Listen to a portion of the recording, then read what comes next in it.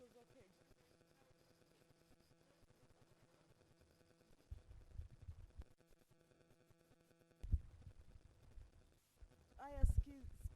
It's coming up. It's okay. Ay, bado. Good morning, good morning, good morning. Good morning, good morning, good morning. Good morning, good morning. Mic check, good morning. Mic check. It's okay now. Honorably na pick up.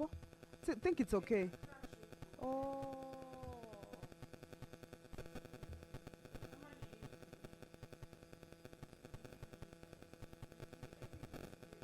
Ebu toa weke loudspeaker basi. Toa tusikie. Eka loudspeaker tuone. Toa hiyo ni. Good morning, good morning, good morning, good morning. Mic check, good morning, mic check. Good morning, good morning, good morning. Good morning. Good morning, good morning, good morning.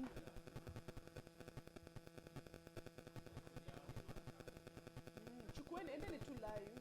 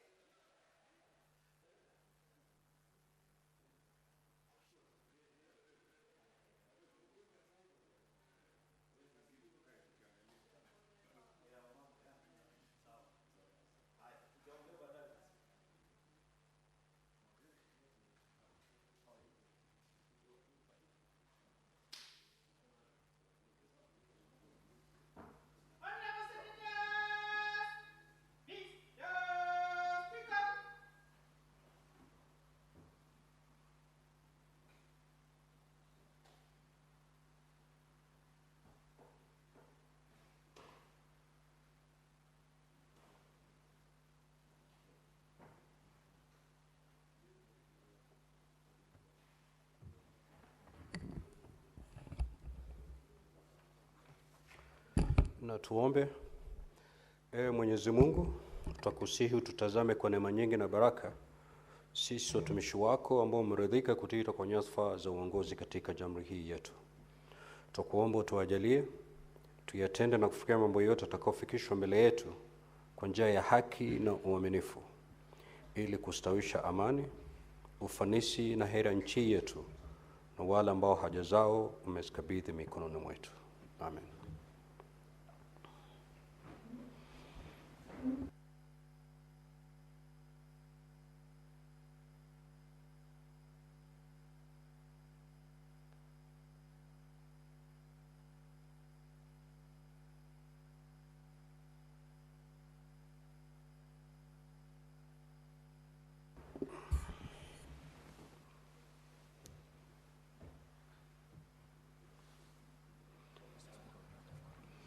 Sergeant at Arms, kindly ring the quorum bell for 10 minutes.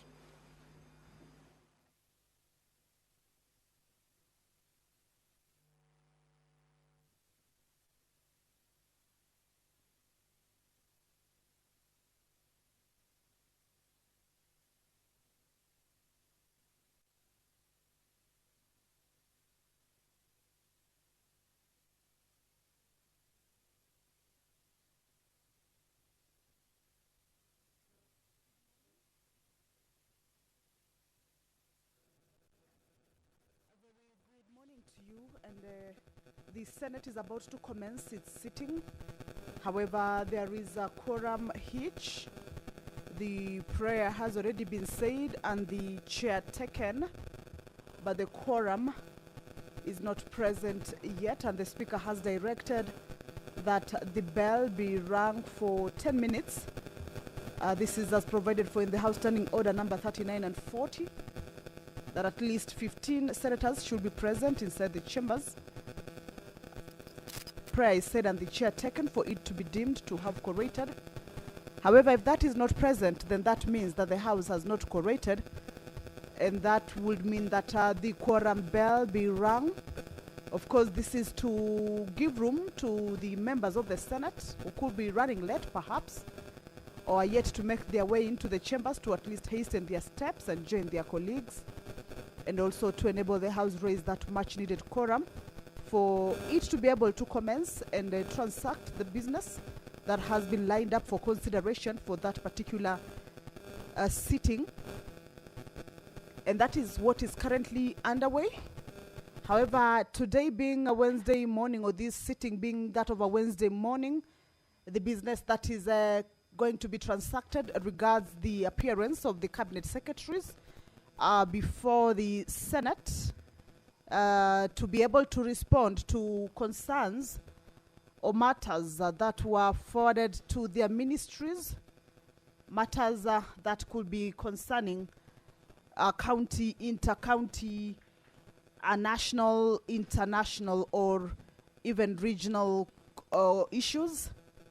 And these are concerns that are normally forwarded to the ministries prior the cabinet secretary's appearance on the floor of the House. And this morning, 2 cabinet secretaries have been lined up for, or rather to appear before the floor of the Senate chambers. The cabinet secretary for Labor and Social Protection, Dr. Alfred Mutua, as well as the cabinet secretary for Health, Aden Duale, to respond to matters that their ministries received before this particular morning, to be able to give out comprehensive responses. And of course, the members usually get an opportunity to ask supplementary questions, of course, that are aligned to the primary question. So this morning, the cabinet secretary for Labor and Social Protection will be responding to a question that has been posed by the Senator for Kisumu County, Professor Tom Ojienda. This regards workers in the various sugar companies. One of the questions the member for Kisumu County will be seeking answers to is regarding the rationale behind discharging workers in state-owned industries, particularly in strategic sectors such as sugar and textile industries, and how those decisions comply with Articles 41 and 43 of the Constitution, that is on fair labor practices and the right to social and economic security, respectively.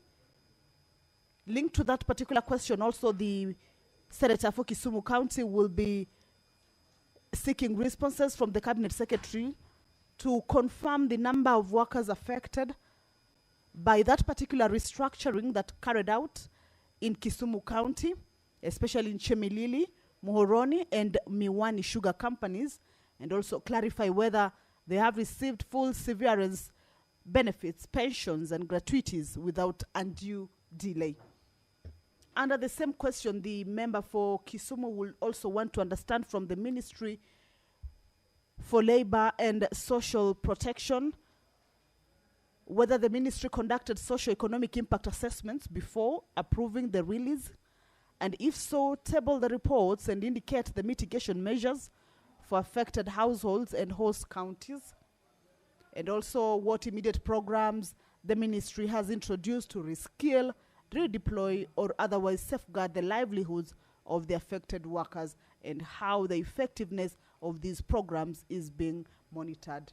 These are some of the questions that the Cabinet Secretary for Labor and Social Protection, Dr. Alfred Mutua, who's already within the precincts of Parliament and is just waiting to be ushered into the Senate chambers once the House corrects, will be responding to.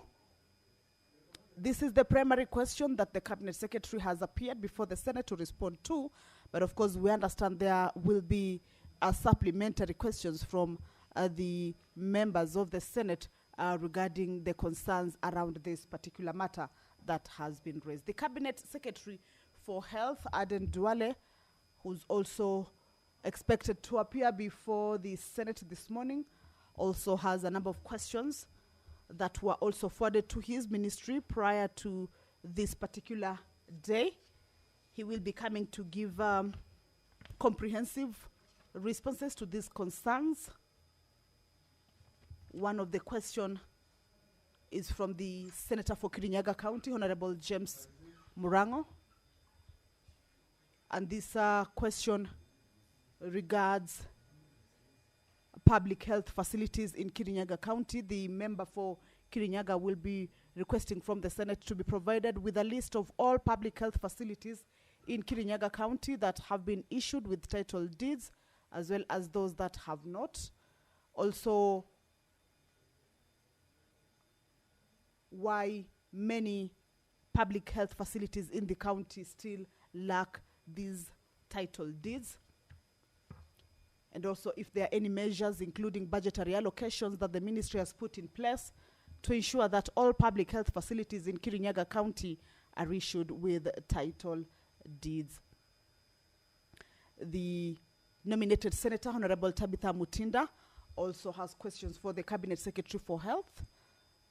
These are questions that regard the budget allocations for the Linda Mama program, and the Senator will be seeking to get answers to these questions, including current annual budget allocation and how the funds are distributed across counties and public health facilities, including a breakdown of allocations from financial year 2024-2025 to date under the Social Health Authority, commonly referred to as SHA, as well as the Social Health Insurance Fund, commonly referred to as SHIF. Also, if there are any benefit package of Linda Mama changed following its transition under SHIF, and if so, what the specific changes in coverage, benefit amounts for normal and cesarean deliveries, and eligibility criteria. The Senator will also be seeking to understand from the Cabinet Secretary what safeguards are in place to ensure that funds allocated to for maternal and child health services and that indigent mothers, especially in rural and marginalized areas, receive full benefits without undue delays. If you're just joining us, is that the House is about to commence its sitting. However, there is a quorum hitch. This is a hitch that might risk the House being adjourned if the quorum is not raised, that is at the commencement of a sitting of the Senate. The Speaker has directed that the quorum bell be rung for 10 minutes. This is to also alert the members who may be within the precincts of Parliament and perhaps running late to get to the chambers to hasten their steps and get to the chambers, join their colleagues, and enable the House raise that much needed quorum, of course, for the House to commence that business. If that quorum is not raised as provided for in the House Standing Order number 40, at the lapse of the first 10-minute quorum bell and the second minute quorum bell, then the House might risk being adjourned until the next sitting. However, the senators this morning are expected or as scheduled to engage the cabinet secretaries, being a Wednesday morning. Let's hear from the speaker whether the quorum has been raised or a further quorum bell will be rung. Sergeant at Arms, kindly ring the bell for further 10 minutes.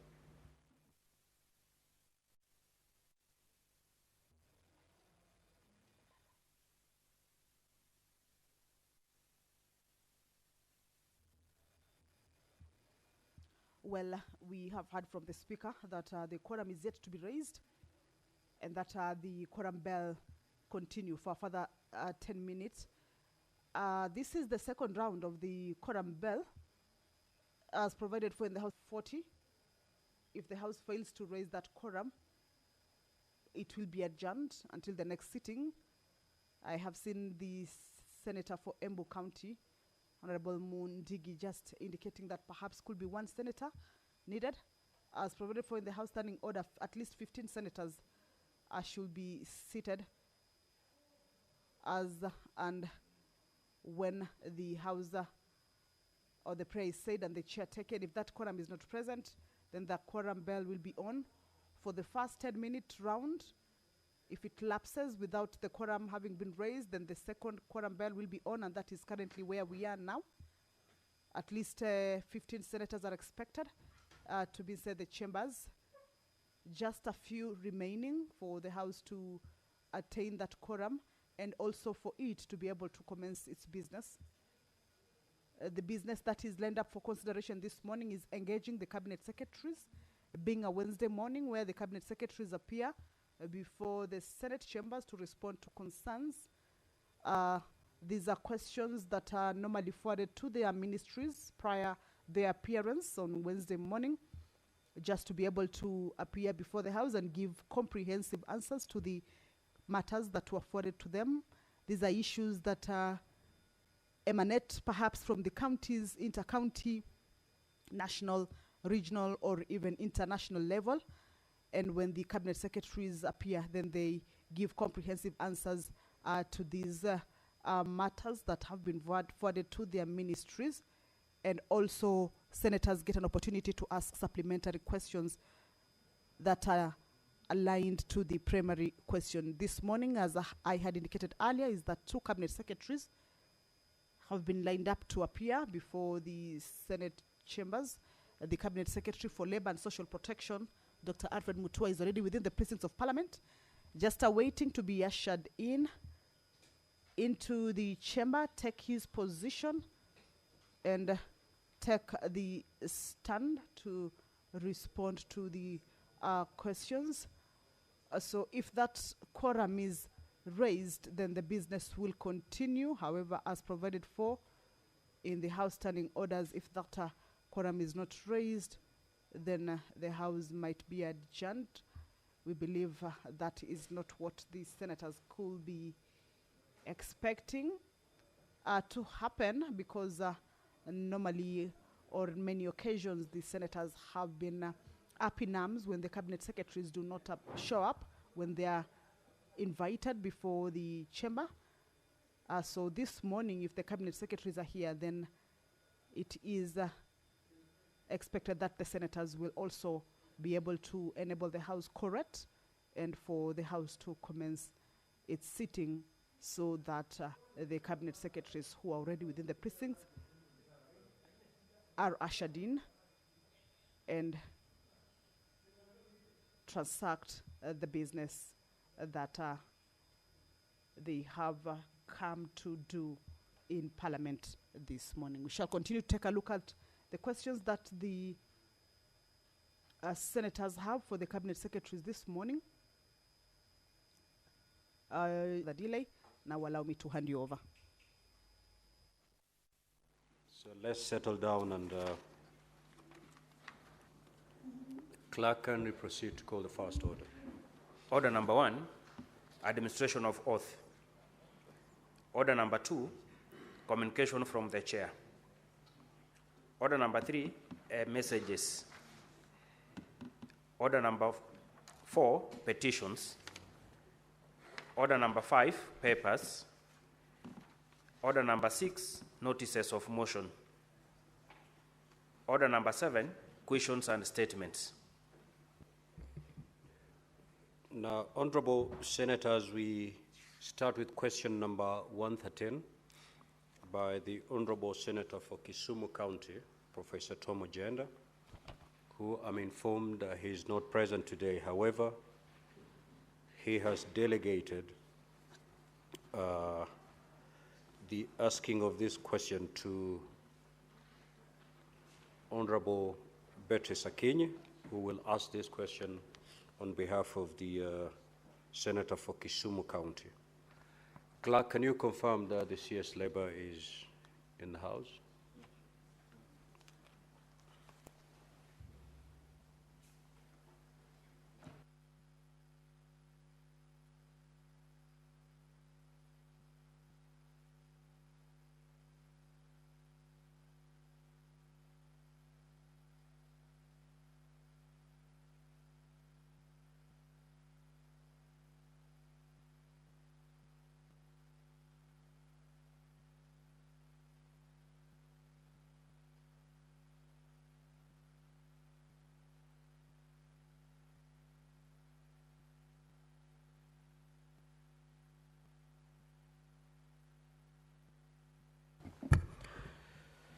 Honorable CS for Labour, welcome to the Senate once again.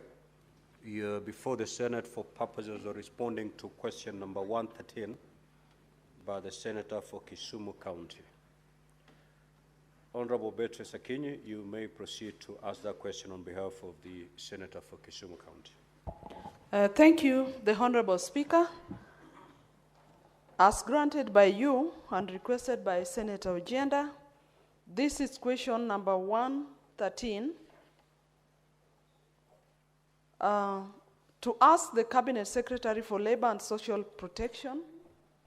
Question 1, could the Cabinet Secretary explain the rationale behind discharging workers in state-owned industries, particularly in strategic sectors such as sugar and textile industries, and how these decisions comply with Articles 41 and 43 of the Constitution on fair labor practices and the right to social and economic security, respectively.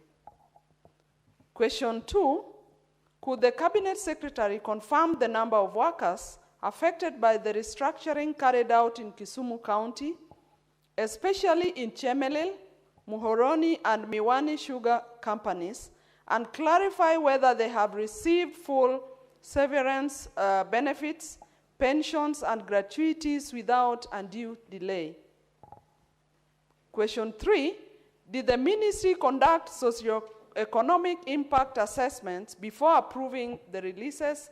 And if so, table the reports and indicate the mitigation measures for affected households and host counties. Question 4, what immediate program has the ministry introduced to reskill, redeploy, or otherwise safeguard the livelihoods of the affected workers, and how the effectiveness of these programs is being monitored? And lastly, Honorable Speaker, on this question, how does the government intend to reconcile fiscal reforms with its constitutional duty under Article 232 of the Constitution on transparency, accountability, and responsiveness to prevent economic dislocations in counties that rely on state-owned industries? Thank you, Honorable Speaker. Now, Honorable CS, I note that your response is fairly long. Since the same has been circulated to all honorable senators, you may wish to paraphrase it so that we save on time. You may proceed to respond, Honorable CS. Thank you. Good morning, Mr. Speaker, sir, and honorable members of the Senate. I have a very comprehensive reply, but I'll try to make it, condense it, because there's a lot of repetition in terms of the facts. Let me start by giving a background, because it is important, because it will enable members to understand where we are coming from and also answer many questions asked. Mr. Speaker, the government of Kenya, through the Kenya Sugar Board, the Ministry of Agriculture and Livestock Development, and the National Treasury and Economic Planning, initiated a leasing model for state-owned sugar factories as an alternative to full privatization. This strategic decision sought to revive the struggling sugar sector, which has long been central to Kenya's rural economy and food security. Mr. Speaker, under this model, Nzoia, Chemelil, Moroni, and Sony Sugar companies were offered to private operators for lease. As you are aware, Mr. Speaker, they had ceased operating properly. The objective was to enhance operational efficiency, modernize production, and restore profitability to ensure long-standing, long-term sustainability of the industry. The government, this is very important, Mr. Speaker, the government, mindful of the human and social impact of the restructuring, acknowledged that the transition could lead to redundancies among workers. Demonstrating its commitment to fairness, social justice, and compassion, it engaged the Kenya Union Sugar Plantation Workers, which is the recognized representative of employees, and entered into a memorandum of understanding on the 7th of May 2025. The MOU, this MOU between the government and the workers, provided a humane and lawful framework for managing the transition, anchored on the principles of dignity of labor, fair compensation, and industrial harmony. It outlined procedures for the retention, separation, and compensation of workers, and the payment of all accrued benefits in accordance with the law. Let me repeat that. All accrued benefits in accordance with the law, the payment. Key provisions in the MOU include, one, that the person coming in, the lessee, will retain the current workforce up to 12 months under existing terms. So they're not walking in and firing people. For a full year, they retain the workforce. Number two, after 6 months, the lessee is to identify staff for permanent retention and issue them with fresh contracts. Because definitely in any organization, there are people who really will not be adding any value to maybe the new work style, or maybe they have been overtaken by events. Number three, non-retained staff, and this is very important, Mr. Speaker, honorable members, non-retained staff to receive a fair and lawful exit package, including notice or payment in lieu, accrued leave, severance pay as per the collective bargaining agreement, and all salary and benefit arrears. The Ministry of Agriculture and Livestock undertook to settle all salary arrears, pension contribution, and statutory deductions up to the handover date. Payments to be made in a phased schedule up to June 2026, and these have been ongoing very well. Dispute resolution was also clearly provided for through the Transition Committee, where both the workers and also the government, and even resolved through the Ministry of Labor for conciliation. It is important to underscore that the Ministry of Labor was not party to the leasing process. You know, it's a government, not just the Ministry of Labor.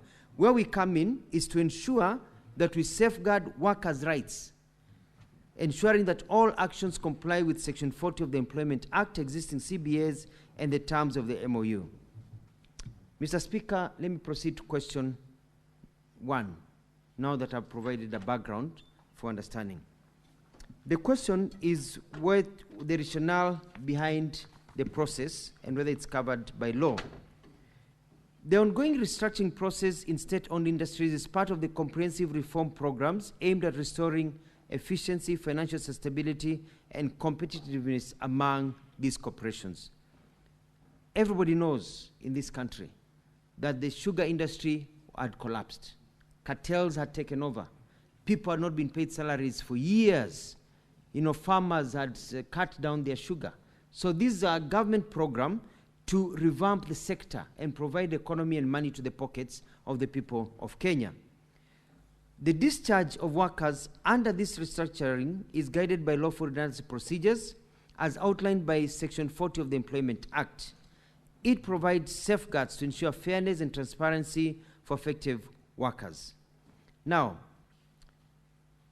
part of the process that we have demanded at the Ministry of Labor as per the law is that, one, that the employer must notify the relevant union, its affected employees, and the Ministry of Labor of what they are doing. Has this been going on? Yes, in this case of Mumias. Number two, Provide justification on the scope of the redundancy. Has this been done? Yes. Number 3, pay statutory and contractual entitlements, including notice pay, accrued leave, and severance pay. Same, ongoing. The Kenya Union of Sugar Plantations, the recognized representative of the employers, had initially gone to court before this process where the MOU was agreed upon. The Ministry of Labour and Social Protection has a role to ensure that the redundancy process complies with Article 41 of the Constitution, Section 40 of the Employment Act, and the CBA in force. Mr. Speaker, we have to understand that the ministry does not have the power to approve or reject redundancies, because when anything goes to the private sector or to even the government sector, it is the employer who makes the decision, as long as the employer adheres to the set law. In upholding Article 51 of the Constitution, the Ministry ensures fair labor practices are adhered to, and in addition, the Ministry ensures that Article 43 is upheld through ensuring that dues owed to employees declared redundant are paid in full. In other words, human rights and rights of workers are upheld. In essence, this process balances economic necessity with human dignity, ensuring no worker is left without lawful compensation. Question number 2, Mr. Speaker, sir. It's asking whether the restructuring carried out in Kisumu County, especially Chemili, Moroni, Mwani companies, and asking about the numbers and their payments. The total employees affected by the restructuring process carried out in Kisumu County is 1,743, broken down in following. 1, Moroni Sugar Company had 747 workers affected, with 312 being permanent and pensionable, 435 being term contract workers. Number 2, Chemelil Sugar Company had 903 workers affected, with 376 being permanent and pensionable, and 527 being long-term or term contract workers. Now, this is quite interesting. Mwani Sugar Company had 93 workers affected, but it should be noted that this was leased or rather sold to, but was not leased, but rather sold to Crossley Holdings Limited in July 2025. The company requested all workers to apply for their positions fresh, but only 79 did so, and all the ones that applied were all absorbed. Nobody was fired. The ones who did not want to apply were given their dues and they retired. It is important to note that under the MOU, it was agreed that all employees would receive salary arrears, gratuities, and accrued leave, and several dues paid by the Ministry of Agriculture and the National Kenya Sugar Board in a structured and phased manner. The amounts paid, partial payments of salary arrears amounting to 1.8 billion, have already been made between May and August 2025. The balance amounting to 3.8 billion, together with terminal bills and third-party deductions amounting to 50 billion, shall be paid in installments up to June 2026. The government is in process, and we don't have any dues that have not been paid as per the agreement. Question C, the third question, Mr. Speaker, sir. Whether we conducted any socio-economic impact assessment before approving the release, and if so, mitigation makers. The ministry did not approve or oversee the leasing process, and therefore did not undertake a socio-economic impact assessment. This was a baby of the National Treasury and the Ministry of Agriculture. Our job is to ensure that any process that is conducted after a decision has been made is in accordance with the Constitution and the law in terms of the rights of workers. The last question, the second last question. What immediate program has the ministry introduced to reskill, redeploy, or otherwise safeguard the livelihoods of the affected workers? In accordance with the MOU, and this was also part of the discussion, all workers will remain in employment for 12 months, where 80% will be absorbed, the 20% nearing retirement, opting out voluntary, will be released with full compensation. Once a final list of retained staff is established, the Ministry of Labour, through the Director of Industrial Training, will collaborate with stakeholders to design and implement reskilling, retraining, and redeployment programs. These will empower affected workers with new skills and enhance employability in related sectors. The last question, Mr. Speaker, sir, how we are going to reconcile fiscal reforms with the constitutional duty of the Constitution for transparency, accountability, and responsiveness to prevent economic dislocation in counties. It is important to note that all decisions that are made in terms of relocating or folding or changing these companies and agencies and parastatals are undertaken by Cabinet, whereby Cabinet is able to sit down and look at the impact of movement of these organizations. As you have noted, Mr. Speaker, sir, the government is not winding down and closing parastatals that have major impact in counties. Actually, what we're doing is reorganizing, merging them to make them stronger so that we can have a government that is able to afford to run itself. I conclude, I submit, Mr. Speaker. Senator Betty Sakinyi, do you have any supplementary questions? Honorable Speaker, having listened to the response from the CS, my supplementary question refers to the non-retained staff that at the end of the process are released back to their to the communities. What is the component of this full compensation you refer to? And is there a program that is designed specifically to very disparate? Honorable Speaker, thank you. Very disparate. Honorable Speaker, thank you. Honorable CS, you may proceed to respond. Thank you, Madam Senator. As much as possible, the ones who have not been retained have been the ones who are near the retirement age. But if there are others who do not fit and maybe cannot be held, because you cannot expect a company to just keep somebody and that person is not productive, because then you go back to the same cycle of failed organizations. They are being paid their full pension, they are being paid their salaries, they're actually being paid money to cover up for the amount of time they are supposed to have worked. So, you know, in lieu of their work time. So, for example, if you are released at the age of 40 and you are supposed to work up to the age of 15, you're compensated for the time that you have been let go. So it's basically you're being paid in advance for work that you'll not do. So we had already factored that in part of the agreement to make sure that nobody is let out and then they wallow into poverty. So at times, it is unfortunate that some people will get out, get the golden handshake, marry a second and third wife, a fourth wife, buy a big car, or go on holiday, as happens all over the country, and so they squander the money very quickly. One of the processes that we have done is, in terms of reskilling, is allowing some of these people who are out there who would like to come back to NITA and the TVETs to get new skills and get back to work. But they were not set out with nothing. They were let out with enough money to be able to live comfortably. I submit. Senator Boni. Thank you, Mr. Speaker. Mr. Speaker, the minister knows that the Cabinet sat and made a decision on privatization. However, this was varied to leasing. Minister, since you sit in Cabinet, why did you take the initiative to carry out a socio-economic impact assessment? You have now visited our people, families running into millions of Kenyans with challenges that must be addressed by the government. Why didn't you take the initiative? Senator for Nairobi City County.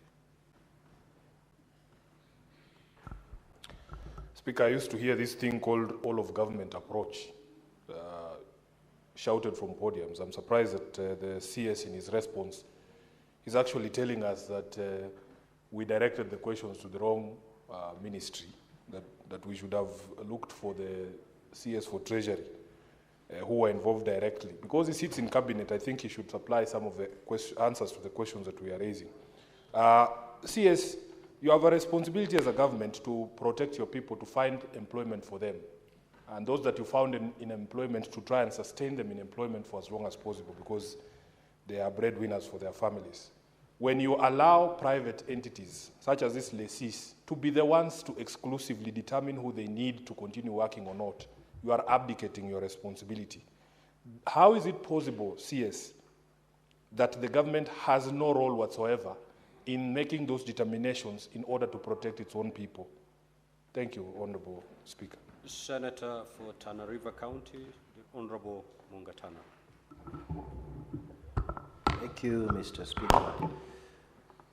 Mr. Speaker, listening to the minister, he gave a figure of 1,743 people affected in these redundancies. And the senator who was asking this question was specific about Chemilil, Muhoroni, and Miwani sugar companies. Mr. Speaker, what this Senate wants to know is whether there was full compliance of Section 40 of the Employment Act. It appears to me that this minister was giving us big figures, 1 billion, whatnot, but he's not telling us whether there was full compliance. In fact, Mr. Speaker, he's saying that there might be future payments. So the first issue is whether there was actual full compliance. The people who are let to go, 1,000, those are a lot of people. How many were actually paid of this minister to get those people reabsorbed into employment? Mr. Speaker, we need to be proactive as a government. You can't let more than 1,000 people unemployed, and then you are not giving. Don't give us figures. Tell us whether you have actually settled those people, because it's there. I thank you, Mr. Speaker. Senator for Taita Taveta County, Senator Maruma. Yeah, thank you, Mr. Speaker. Mr. CS would want to know if the employees would be paid before they leave, and how much it would be, or they would be paid after. In fact, the CS should give us a list of how much each will get, because he has indicated that if you are 30 years and you're supposed to work maybe up to 60 years, then you'll be paid for the rest of the time that you're supposed to work. So how much will each person get as severance allowance? Number two, if they're not paid before they leave, we have an instance where medical workers were eased off in 2000. Up to now, they have not received their severance allowance. And some of them have died. Some of them are sickly now. They are quite old.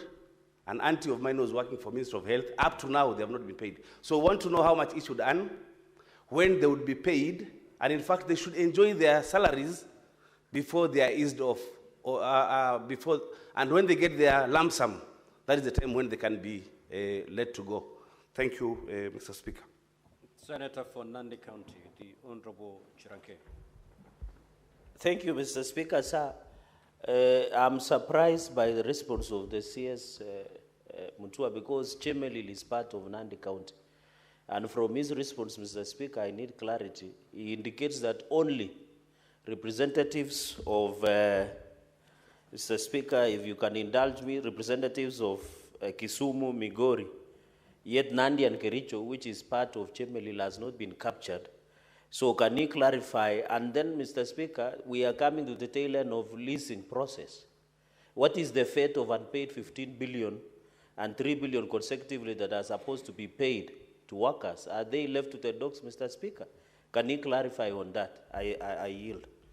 Senator for Kitui County, the Honorable Kombo. Thank you, Mr. Speaker. Mr. Speaker, very interesting responses. Interesting because, Mr. Speaker, in the words of the CS, the government clearly has just let workers be dealt with by private investors in determining who continues to work and who has got to go home. But, Speaker, most importantly, the question that I have for the CS,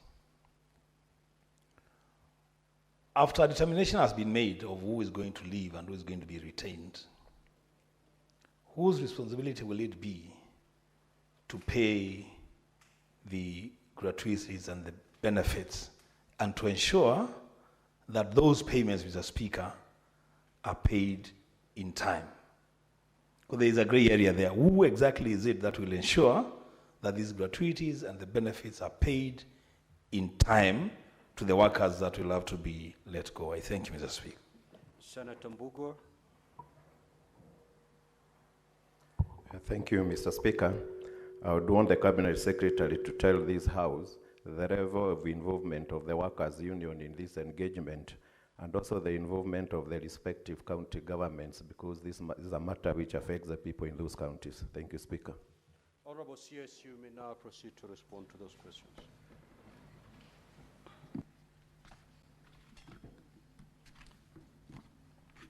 Thank you, Mr. Speaker, sir, and thank you, members, for those very good questions. It is important to note, going for the first question about non-retained staff and the question about their salaries and the community. Oh no, I answered that one. Sorry, Senator Boni Alwale is asking about the socio-economic study. It was done. When the paper came to cabinet, yes, a study had already been done on the impact of the industry and revival. And the socio-economic study is not just an economic study of when Treasury presented and agriculture, of just the people who are hired and who maybe would lose their jobs or earn their jobs. It was a study of the general impact of the country and of the region. Because you're talking about a sector that was basically crippled. We're talking about reviving a sector, creating wealth, so that majority of people, parents who had given up, farmers who had given up, could now go back to growing sugar and making money. It was going to even inject money into the national, kitty to assist in the development of the country. So yes, there's a lot of thinking that went into it. And how do we revive this? Will it just be business as usual, government pumping money and nothing happening, or do we need to, think out of the box to revive this one and make it a working system? And as you're aware, citizens and of the areas where they've been affected by where the changes are happening are very happy with the government, because at last, they used to think there was a light, at the end of the tunnel. It's no longer a light, it's a glowing sun, and they're able to reap benefits. There's a question that was asked by a senator from Nairobi about, yes, it's a whole of government approach, definitely. It's important to note this, because I've seen it being repeated severally. It's important to note that, and I think some members may have walked in just after I did my introduction, so they were not aware of this. It's not everyone who is being sent home. According to an agreement between the workers and the government, only 20% is the maximum number of people to be sent home. As I have indicated, even one of the companies that bought one of the factories did not send home anybody. They rehired everybody who wanted to be rehired 100%.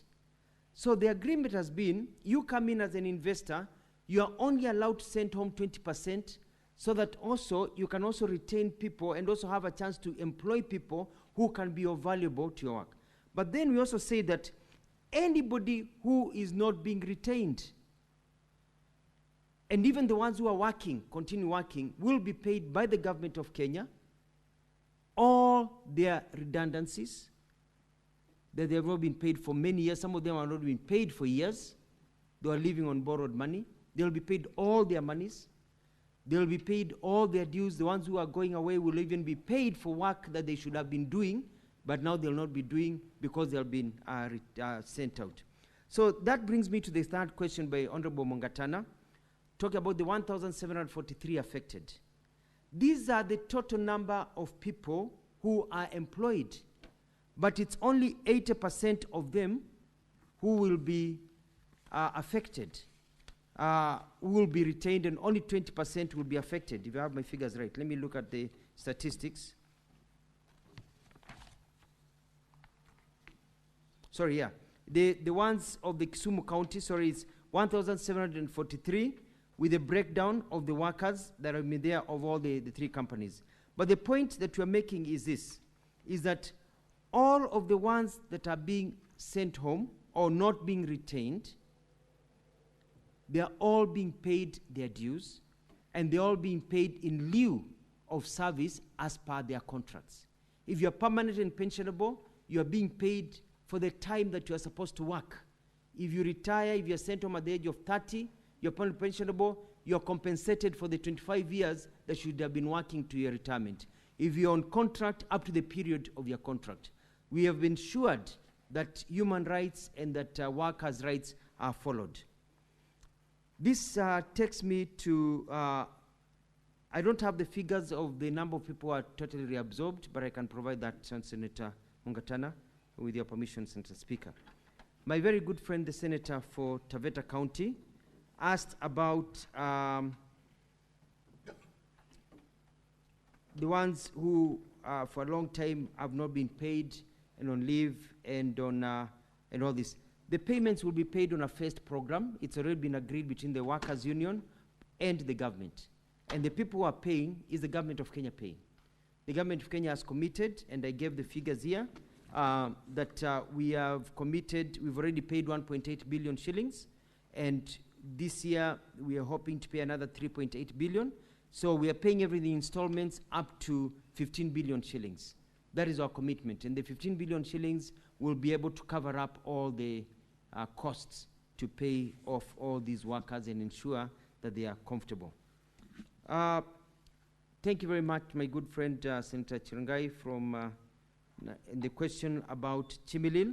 The answers I was giving were specific, but they apply to everything. They are specific to the three Kisumu, the counties, the three companies in Kisumu County. The Senator for Kitui asked about these private investors coming in. And it's important to know that the government of Kenya has midwifed this process. And the union, the Kenya Union of Sugar Plantations, has been the one that has been speaking on behalf of the workers.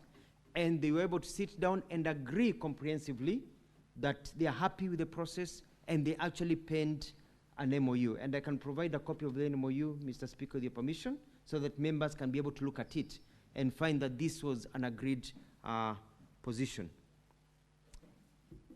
I think I have answered any that has yet to be answered. It's because it's been answered while answering the other questions. I submit, Mr. Speaker. Yes, we will terminate that engagement at that point. We will, Honorable CS, you may leave at your own pleasure. We will now move to question number 098, 103, and 117. These three questions are directed to the CS in charge of health. Clerk, you may usher in the minister, the CS in charge of health, please.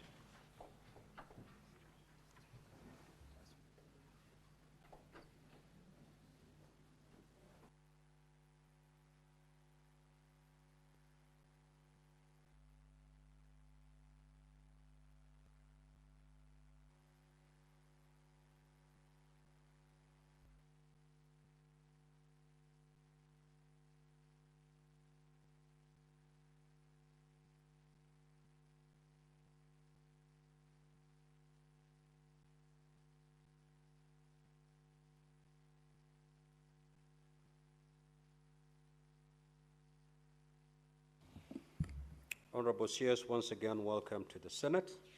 You are before the Senate for purposes of responding to three questions. That is question number 098 by the Senator for Kirinyaga County, question number 103 by the Senator, and question number 117 by the Senator for Kisumu County, the Honorable Professor Tom Agenda. So welcome to the Senate. We will start with question number 103. Senator Tabitha Mutenda.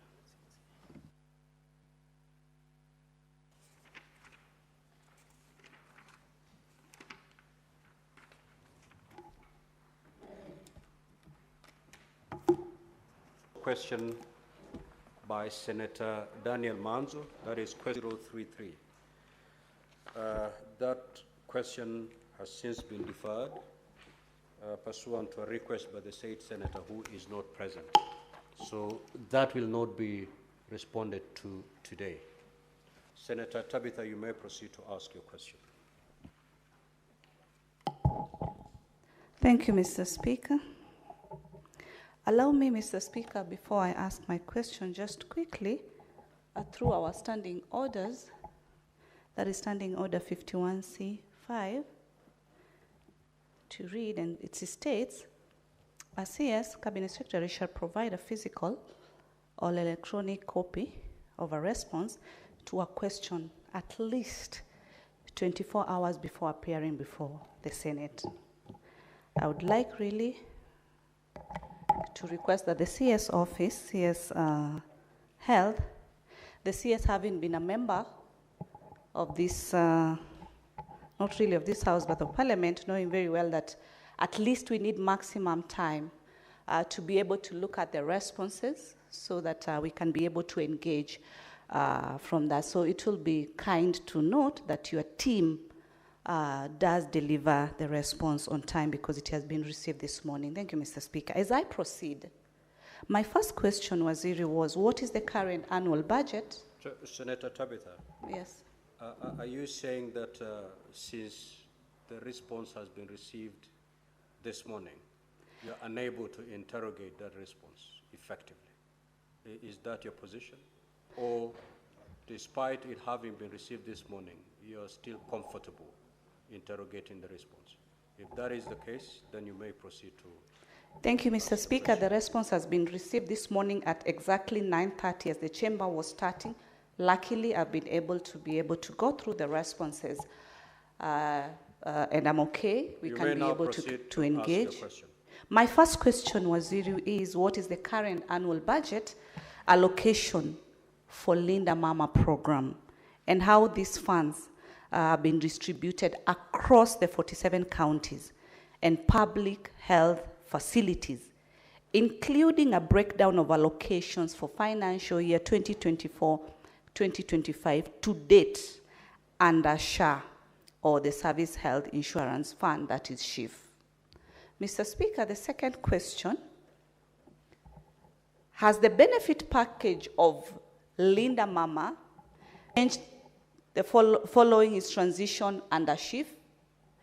And if so, what are the specific changes in coverage, benefit amounts for normal and cesarean deliveries, and eligibility criteria? Number 3, Mr. Speaker, what safeguards are in place to ensure that funds allocated to Linda Mama are used exclusively for maternal and child health services, and that indigent mothers, especially in rural and marginalized areas, receive full benefits without undue delay? And lastly, Mr. Speaker, what steps the ministry has taken to ensure access to Linda Mama services in under-resourced or understaffed health facilities, and how it is addressing barriers faced by mothers in remote and hard-to-reach areas under SHIF structure? Mr. Speaker, I submit my questions. Honorable CS, you may now proceed to respond. Thank you, Mr. Speaker and honorable senators. Let me, Mr. Speaker, first apologize, and I think it's on my side that going forward I will comply with the standing orders and provide the answers, not even 24 hours, but 48 hours. This I even had to raise with my staff this morning, and it's an oversight. It will never happen again. Honorable Speaker, on the first question, on why, what is the current annual budget, question 1, which the senator has said, my answer is this.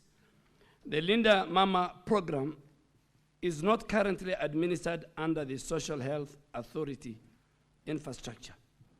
While the program was instrumental in expanding access to free maternal care, it is important that it faced very critical challenges that necessitated a shift to a more comprehensive and sustainable model. And these were all anchored in the 4 laws that were passed by this House. These challenges, Mr. Speaker, included frequent financing constraint, budget cuts, delay reimbursements, significant access and equity gaps, especially for adolescent mothers without identification, and a benefit package that was not comprehensive because it was excluding critical maternal and newborn services like complications and the NICU care. And in response, Mr. Speaker and honorable senators, the Ministry of Health, through the Social Health Authority, has adopted a very comprehensive household coverage model to ensure all vulnerable families can access a broader range of essential health services. And that's why, as part of this strategic framework, the national government, through SHA and the Ministry of Health, is sponsoring 558,000 indigent households, which were identified through the State Department for Social Protection Enhanced Single Registry in order to access healthcare under SHA. And this is ongoing. Governors have come in, members of parliament, and many other philanthropists are coming in to support this program. Furthermore, recognizing teenage pregnancy as a very critical public health challenge in our country, the Social Health Authority has also introduced a very deliberate, targeted intervention for adolescent mothers and their newborns, leveraging digital health platforms and using our community health promoters. SHA now can facilitate real-time registration of these vulnerable groups, ensuring equitable access to subsidized care. And I'm happy to report that to date, 22,000, since SHA came into being, 22,000 teenage mothers across our country have accessed maternal services free of charge. The allocation of funds now operates on a fee-for-service model where funds follow the patient via claims, and this has replaced the previous fixed pre-allocation sort of budget. Question B was on the benefit package of Linda Mama. Honorable Speaker and members, the transition under SHIF has significantly expanded the former Linda Mama benefit package from a very narrow maternal focus to a very comprehensive household coverage model, now known as Linda Jamii Scheme. While delivery services remain very central, reimbursement has improved through a fee-for-service model, and which is aligned with the actual service cost, and this has given us and strengthened inclusivity for all vulnerable households across our country. And the table, Honorable Speaker, that I have provided shows the scope of coverage under Linda Mama and under the new SHA program. I really don't want to go. It shows the reimbursement model, the eligibility, the scope of coverage, and if I pick on, for example, the scope of coverage, under the, before Linda Mama, this was limited to maternal health, ANC, formal, and C-section delivery at our primary network centers. But under SHIF and SHA, comprehensive household coverage, which include outpatient, inpatient, emergency and surgical care, chronic disease management, maternal and newborn care, including all the complications, is now covered under the Linda Jamii. If you look at the reimbursement model, Honorable Speaker and members, under the Linda Mama, there was a predetermined fixed rates paid by NHIF. There was The fee for normal delivery was 2,500 for level 2 and 3, and 3,500 for private and faith-based level 2 and 3, and 5,000 for public facilities, and 6,000 for faith-based facilities and private level at level 5 and 6. C section was Kenya shilling 17. But if you look at the fee-for-service model under SHA, stock shift, the facilities reimbursement is based on the actual service rendered at the approved tariff rate and passed by the House. And then there's standardization of the reimbursement. Now, both faith-based, private, and public, women can have delivery, and SHA will reimburse 10,000. For cesarean section, 30,000 because of equity, whether they go to public hospitals, whether they go to private hospitals, whether they go to faith-based hospital. And then eligibility is different. Under the Linda Mama, eligibility was only targeting pregnant, but adolescents and undocumented mothers were often excluded. But now if you look at the Linda Jamii or the SHA shift under this transition, indigent households are identified via a very proxy mean testing as per the law, as per Section 27 of the Social Health Insurance Act of 2023. So pregnant, adolescents, and newborns are all included through a very targeted intervention using a temporary ID, and the entire household is covered under the shift comprehensive. So where the teenage mother can either use her birth certificate, she can use her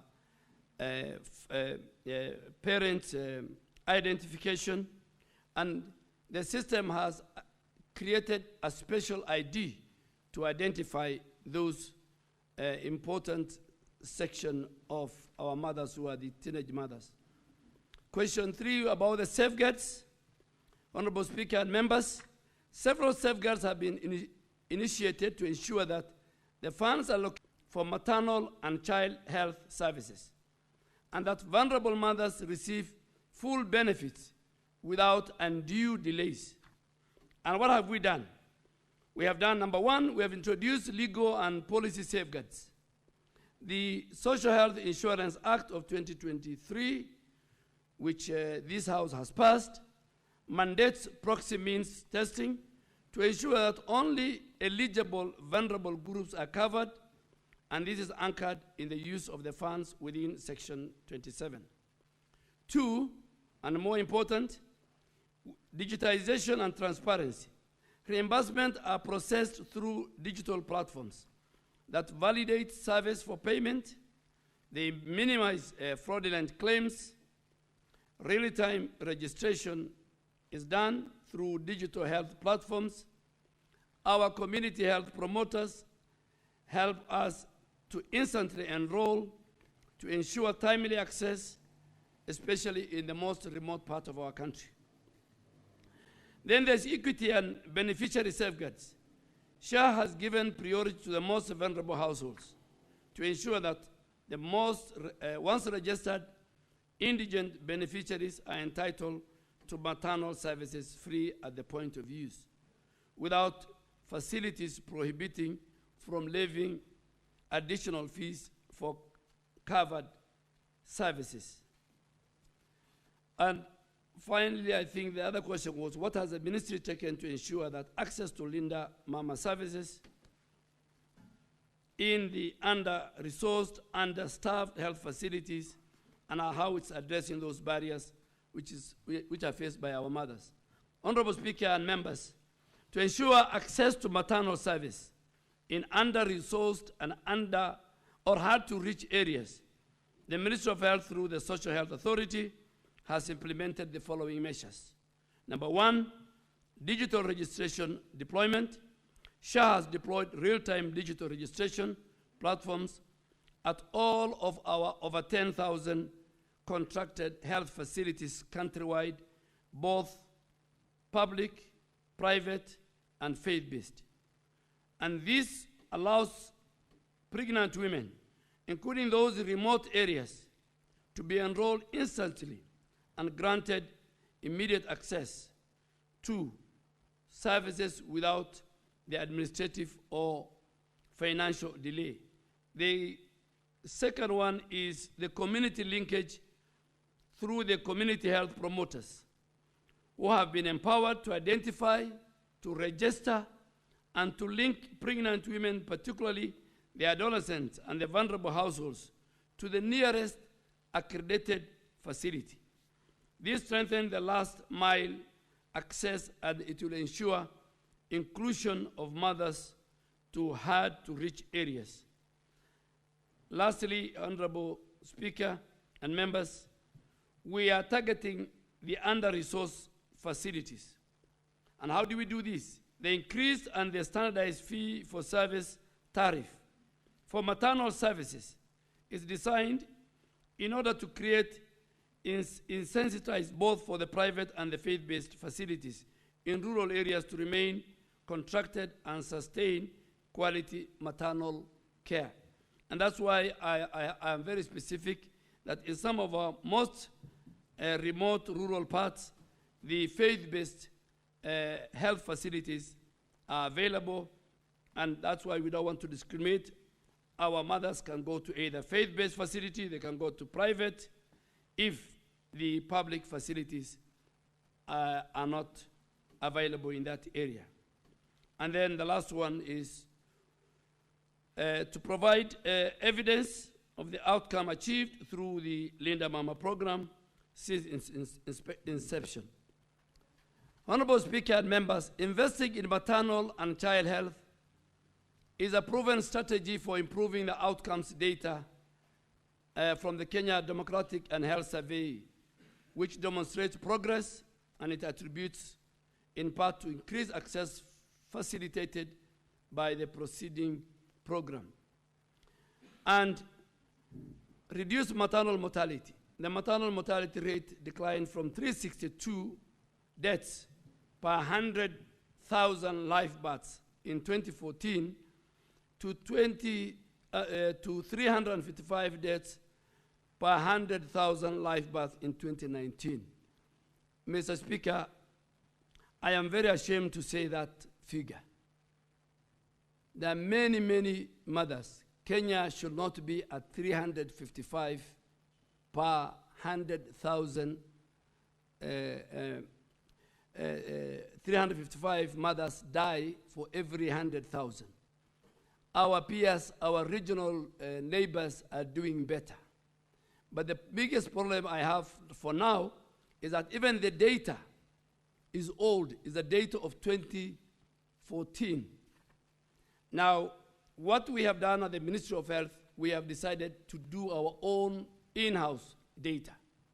And we must ask this House and the whole country that it should not be business anymore, that we can talk of maternal mortality rate of this figure.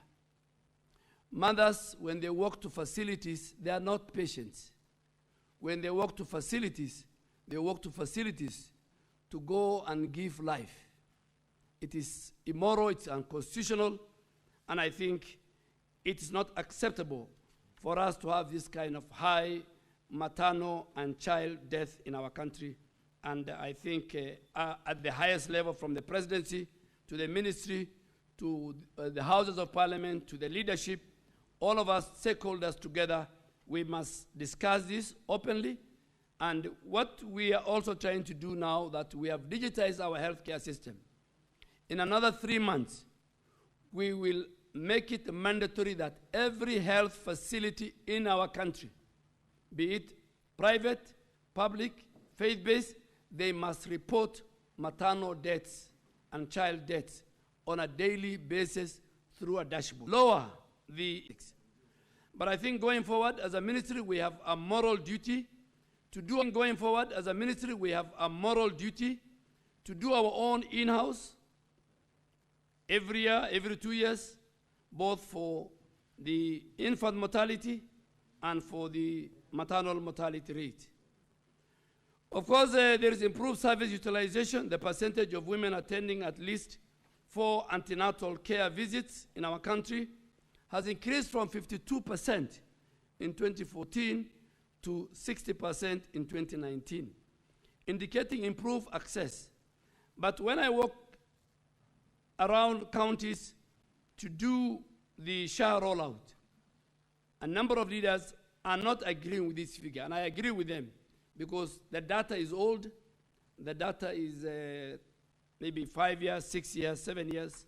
So we need to find out the correct data, and I am ready, willing, Mr. Speaker.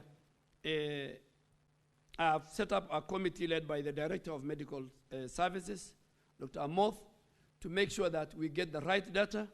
How many of our mothers die? We want to make it a mandatory that every health facility reports maternal and child deaths in our country. That is the questions for Honorable Senator Mutinda, Your Excellency. Thank you.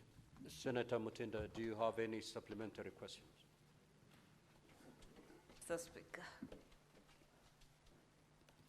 Bwana Waziri, thank you for your responses. And I want to agree with you that there is no single mother who becomes pregnant and wishes to die or even lose their child. I'm happy that you also note that. Now, I sit in the Committee of Health, and yes, Mr. Speaker, through you, we've really been visiting different counties, and recently we were actually in the Eastern region, and I want to agree that yes, when we ask the question of if SHA is working, the response is that SHA is working. I want to narrow my follow-up questions, Bwana Waziri, to part C. When I asked about the issue of the funds, your response specifies and says that Chief Act 2023, Section 27, has taken care of that. But when I look at Section 27, Bwana Waziri, it is much more on the contribution of Chief. I would want to know, Bwana Waziri, of the measures that have been put in place, that there is a follow-up from SHA and the services are in place and are being offered. But what is SHA doing to ensure that there is a follow-up of these funds specifically for Linda Mama? At the same time, the issues of capacity building, Mr. Speaker. Waziri, you've talked about digitalization and transparency. I have noticed, yes, your team is on the ground doing the digital registration, especially to these young teenagers under 18 who have no national ID. Putting in place to ensure that even the young mothers who are not aware that they can actually get these services, they can know that these services are, that there is that capacity. Yes, Senator Mutinda, avoid speeches. Go straight to the question, please. Okay, Mr. Speaker. I know that of the young mothers we've met in hospitals, they have no even phone, they have no documentation. What has been put in place to ensure that even those ones with nothing are being assisted with the shortest time, because sometimes they always explain to us that they have just been kept in hospital, just waiting, to hope that things will be sorted within the shortest time possible. Lastly, Mr. Speaker, is mechanisms to monitor transparency and accountability of SHA funds from Linda Mama when they are remitted to the health facilities, and how SHA is looking forward to sort the challenge that is being experienced by most of the health facilities, whereby there's delayed reimbursement of the SHA fund to the health facilities. Hence, they are not able to continuously sustain offering the best services that they're supposed to offer. Honorable Thank you, Mr. CS, Speaker. you may proceed to respond.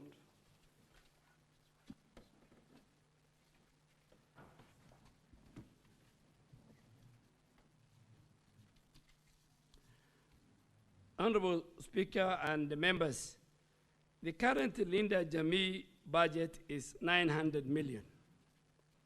And this budget is supposed to cover 400,000 teenage mothers across our 47 counties. And every year, the estimates,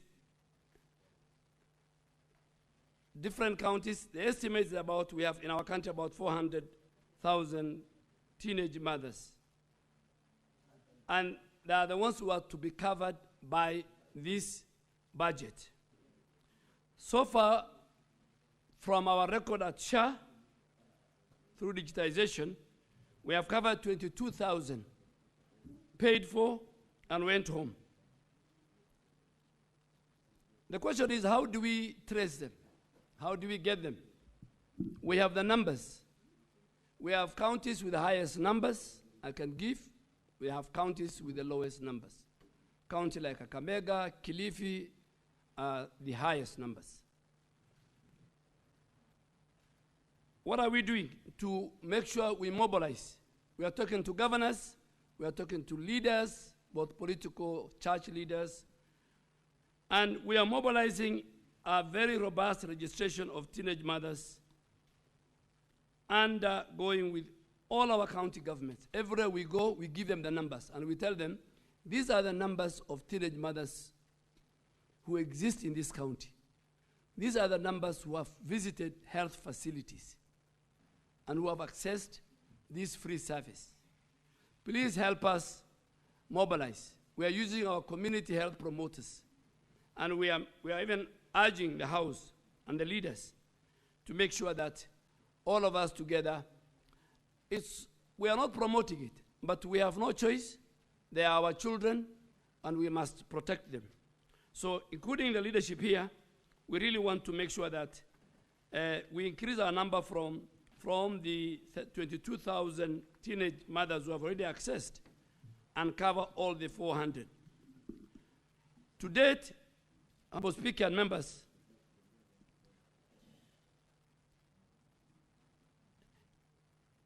we have 476,553 deliveries, normal deliveries. And we have another 602 who went through cesarean delivery. Our community health promoters are well-trained, particularly in terms of registration of teenage mothers. And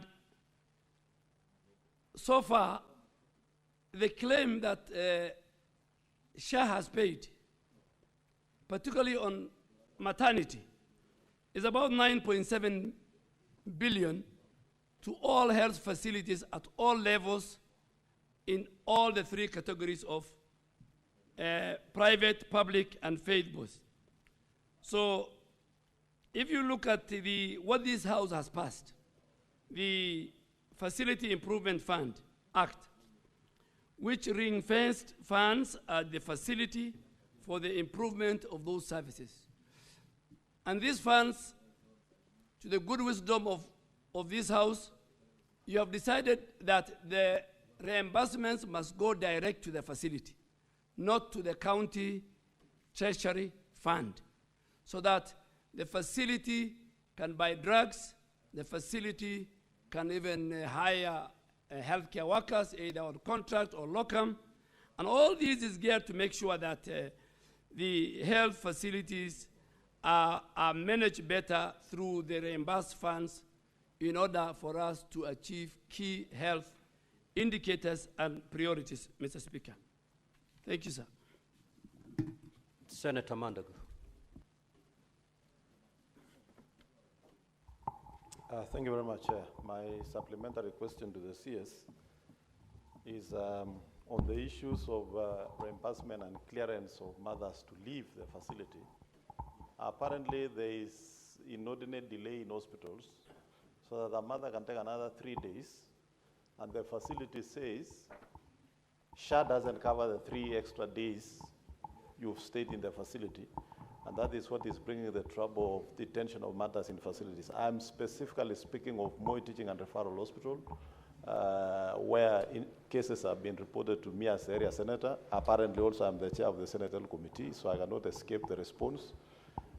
Since you are here, I think it is a good opportunity to respond to that so that all other facilities in the country can be able to facilitate matters as soon as they are due for release from facilities, they are immediately released, regardless of the processes that the hospitals have to continue with billing and so forth, so that mothers, again, SHA doesn't pay for them, but they have stayed another 3 days and they are forced to pay, and in the process, they actually pay more than SHA, what SHA is paying for them. Thank you very much, Speaker. Senator Mazayo.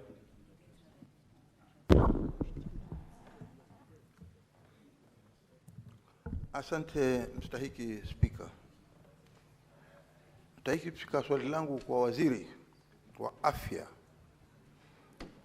ni kwamba kulikuwa na masikizano ama mkataba hapo awali ya kwamba wagonjwa watakaokuwa wanajiwasilisha katika hospitali za kiwango cha kwanza, cha pili na cha tatu, yaani level 1, level 2 na level 3. Hawa wagonjwa hawa ama kina mama wanaokwenda katika zile hospitali ilikuwa watapata matibabu ya bure, ya kwamba wakiingia pale watapewa matibabu na alafu wataenda zao nyumbani bila kulipa chochote, wakati wakiwa wao ni wasajili katika yale mamlaka ya afya ya jamii ambao ni SHA. Sasa nauliza, ni kwa sababu gani bwana waziri, katika ule mkataba ambao ulikuweko baina ya mamlaka ya afya ya jamii ambao ni SHA na vile ambavyo ulipeana mkataba huo, ya kwamba watu wakija, wakina mama, watoto, watu wazima wakienda, ikiwa wao ni members wa ile SHA, wasiweze kulipa, lakini hivi sasa tunaona ya kwamba katika mahospitali yetu wanalipa.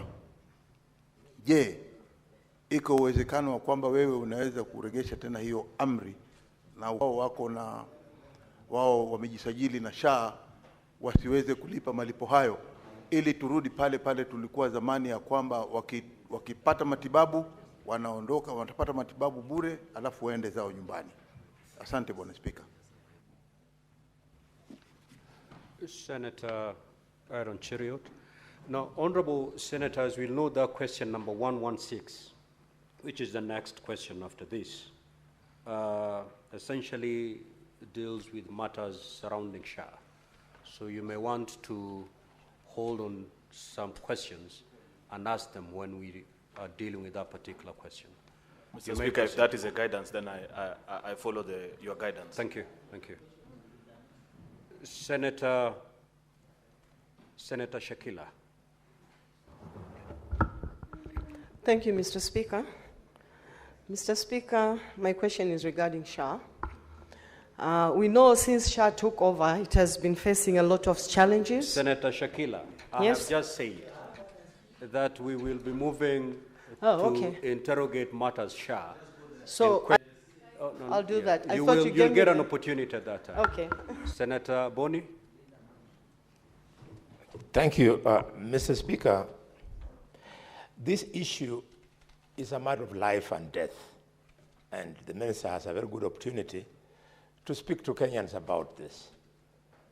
Minister, a living patient by the name of Sheila Litunya Omungala from Kakamega, Butere, working in Nairobi. She went to deliver. She had paid for SHA. She's a small mama mboga in this town and whatever. She had done her part. But at the end of the process, she was faced with a bill of 51,000, of which thankfully SHA paid around 400,000. The remaining 200,000, they told her, you must pay. Minister, this is the elephant in the room. When a poor woman like that who had played her role, she had paid. She then has to pay 200,000. Then they can't say SHA is working. Because these are the same women, when she was delivering her first and second child under Linda Mama, she just went, delivered, and went back home. But in your case, she's being challenged, despite being a member, you must pay. I want to thank the Senator of Nairobi, because I had to use his office to get to social workers for me to get that bill to be waived. Not many patients have access to us leaders. What is your So, question, Minister, my question. Senator Boni? Yeah, I had to pay it because I feel a lot of pain about Litunia. I share your pain, but go straight to the question, Senator. So, Minister, the question you must answer for Kenyans. This extra bill, which I expect people to pay, why don't you accept that it is a statement of a failed system of funding, and therefore you rework it so that patients, my dear brother, can enjoy in the same manner they were enjoying under Linda Mama. When you convert Linda Mama into Linda Jamii, that is fraud, because in Jamii, people, and Dr. Moth is there, some of the people in the Jamii have got backache, you know, some weird things, but delivery of mothers is a serious emergency which is life-threatening. You've just told us about the 355 women who die out of 100,000 people. That should not happen. Governor Wamatangi has shown you the way in Kiambu. He has sustained 8 months without a single maternal death. It's doable. And because my younger colleague is there. Senator Beatrice Akinyi.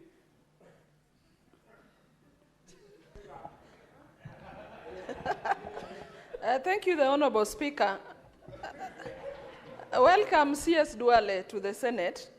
And from the onset, I want to say that Linda Mama was one of the best things that happened in this country. My question is, Honorable Speaker, CS, are there health facilities in this republic holding mothers that have delivered for non-payment of bills?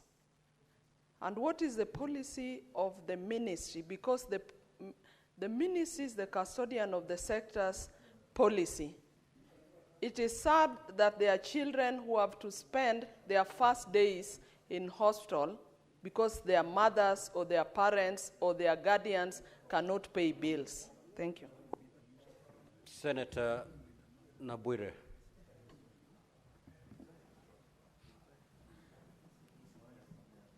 Thank you, Mr. Speaker, for the opportunity to contribute towards supplementary questions to the CS. One, I would like to ask the CS that anti-D for ESA's negative was a part of the Linda Mama package, but it was scrapped off. So currently, most mothers with this condition are not getting it because of the cost. Secondly, I would like to inform that sometimes patients are not... Senator Nabwire, you are entitled to just one supplementary question, which you've already asked. Kindly take your seat. Senator Hamida. Thank you, Mr. Speaker. Bwana Waziri, looking at Linda Mama, unfortunately, you know, free things also at times, you know, they come with a price. We have going to, when we inspect hospitals, we have found shortages of staff, high workload, inadequate equipment, inadequate beds, delivery theaters are not there. And seriously, it's such a pain to see that, imagine, you know, you have a maternity without theaters. So I'm just wondering, is there any awareness? And also looking at awareness on women, especially the young mothers, that at times the marginalized groups need to know about the right of the Linda Mama and what's covered and how and the access to Linda Mama. One last thing is that the tracking and accountability, Bwana Waziri, how do you monitor for empowerment working how do we link that monitoring of these programs to outcomes, looking at maternal mortality. Bwana Waziri, I had a motion here in Parliament on postpartum depression, mothers on mental health. And I think my motion went through, and so I think the hospitals need to have a wing for postpartum depression, Bwana Waziri. What we found it very funny is that we've gone to many hospitals, found mothers who have given birth, and they're... Senator Hamida, yes. you have asked many questions. Kindly yield. Senator Chirange. Thank you, Mr. Speaker. Mine is Waziri Duale. Welcome and thank you. You are doing a good job. My question will be very simple, Waziri. This transition from Linda Mama to Linda Jamii, did we at any point lose the package of Linda Mama as you transit to Linda Jamii? Can you give us the package so that you debunk the street political fraud by Senator Kalwale, so that Kenyans, this is the only forum. We don't want Senator Kalwale to go to Malinya and mislead people that shifting from Linda Mama to Linda Jamii is a fraud. You have the opportunity to shine, Waziri. I yield. Senator Meth. Thank you very much, Mr. Speaker. Sir. Mine is actually related to what Senator Akinyi asked, and I saw the maternal deaths report, and Nyandarua had the least maternal deaths report in the entire republic. But my question was, Waziri, since most of these facilities that we have are run by county governments, my question is, in terms of detaining mothers and their newborns, is there a policy in the ministry as to how long a mother can be detained in a hospital because they're not able to meet their bill? Senator Mungatana. Mr. Speaker, thank you, and thank you, Waziri, for the good job you're doing at the ministry. Mr. Speaker, we pay 2.75% of gross with a minimum of 300 shillings, or means testing is done and we pay 2.75%. Now, this is what Kenyans are paying. The question I wanted to ask you, Mr. Speaker, through the minister, through Mr. Speaker, is that in this country, we have many other African nationalities who are living here.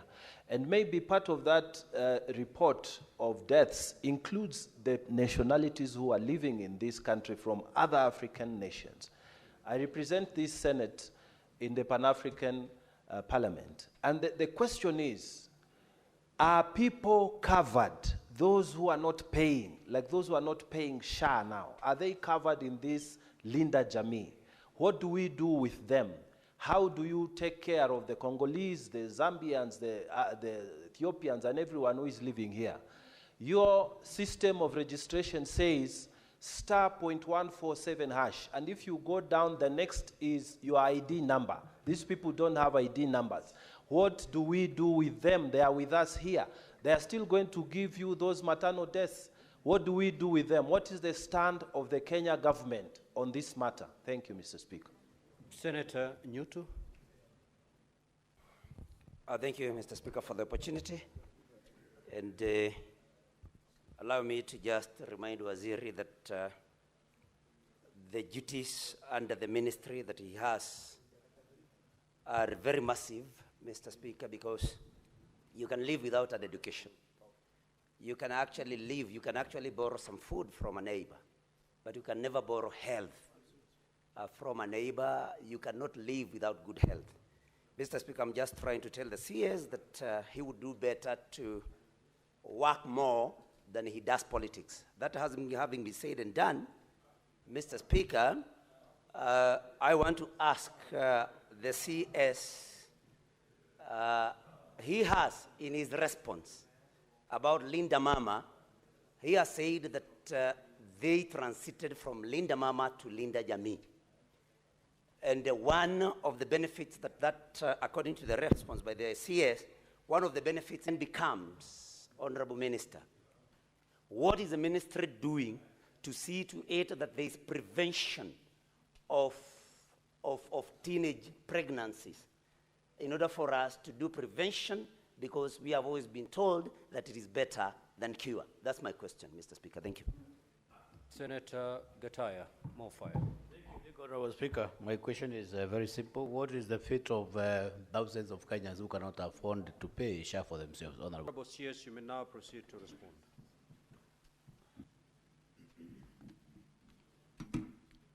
Thank you, Mr. Speaker and members. Let me start with the question by Honorable Senator for Uasin and the chair of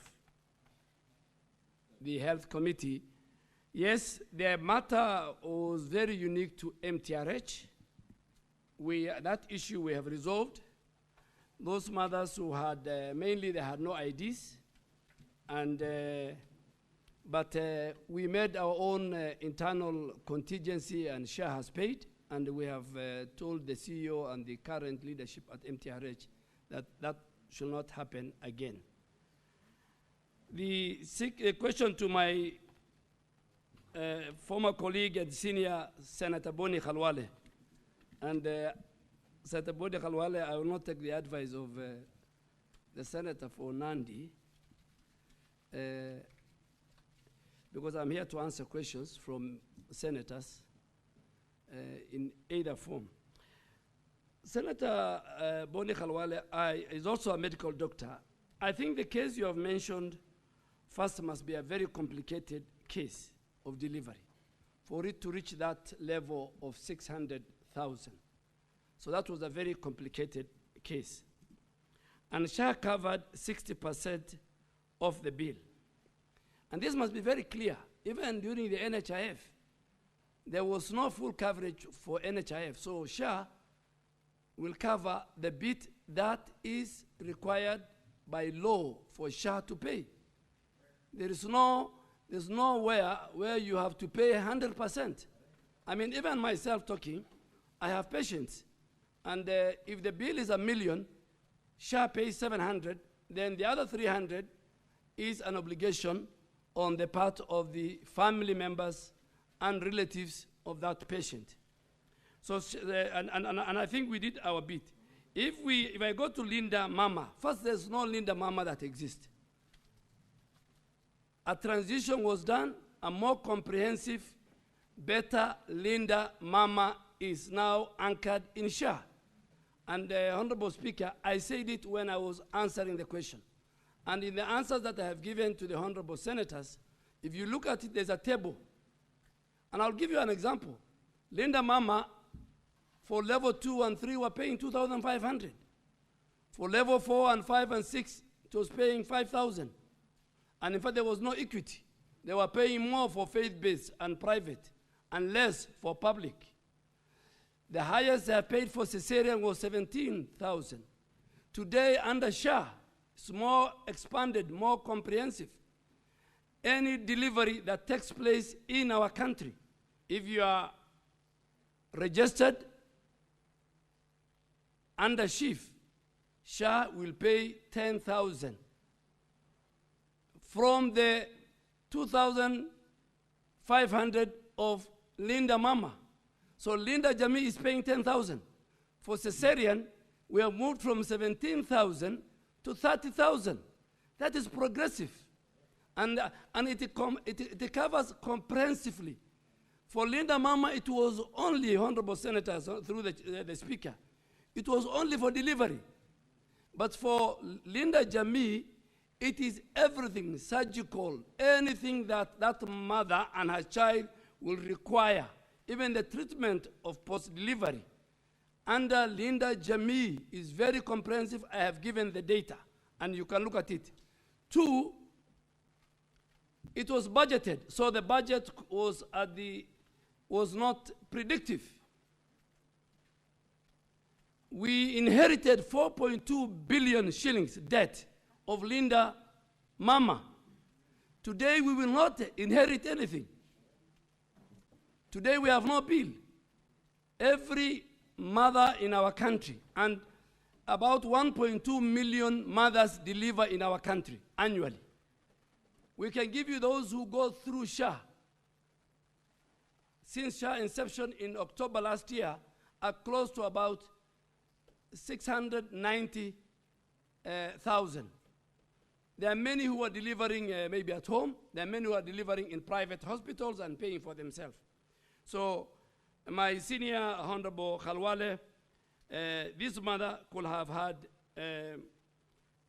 a bill of 500K paid, and I'm sure the balance the family will pay. But I think those are rare cases, are very complicated cases. No more delivery, no more cesarean. You are a doctor. You can do better.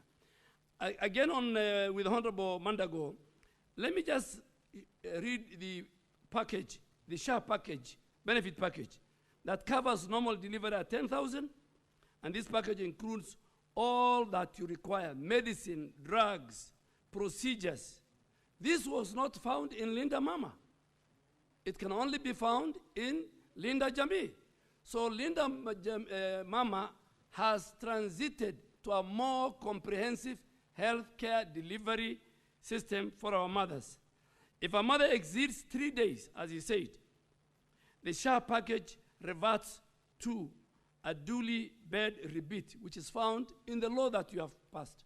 So if a mother stays over 3 days, the hospital is to notify through our system, the SHA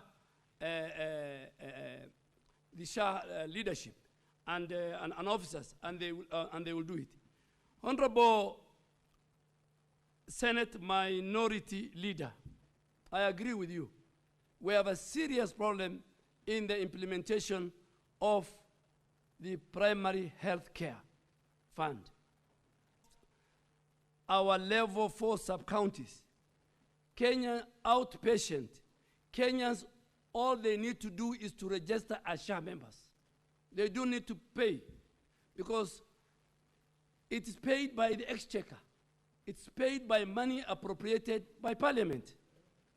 But we have incidents in few counties, and you have heard many times the president talking about it, where county Ruto, it has never happened. And this is and I think this is where Senate will help me, because the Senate oversights counties. Senate oversight counties. The Senate Health Committee should go and do a report and identify. And we are ready to give you. There are 2-3 counties we have found out, and we have told them, and what they're doing is criminal. It's criminal, it's against the law that you have passed. To Honorable Khalwale, I don't know whether it was you. The maternal mortality figures you are giving for Kiambu County is not correct. Yes, it's wrong, and I think it's good you withdraw it. And I am ready to provide. There are many mothers who died, particularly when doctors were on strike. I have the names of the patients, of the mothers, and I have the names of the newborns. I think for record purpose, before the strike, they were doing well. I agree with you. Kiambu was doing well. But as a Minister for Health, I want to confirm to the nation that I agree with the union, with the doctors, that a number of maternal deaths occurred. And I'm ready to provide that evidence. So please, I don't want Governor Omatangi to hear that and then says I heard it from the Senate. That information is not factual. Senator Nambwere, I think for the first time the anti-D is an injection. I think the doctors, like Dr. Khalwale, can explain. Is now for the first time is covered under SHA. This is one that helps in the spilling of blood. So this is a more comprehensive now, which is found in the Linda Jamii than the Linda Mama, and the reimbursement for that injection alone by SHA is 6,000.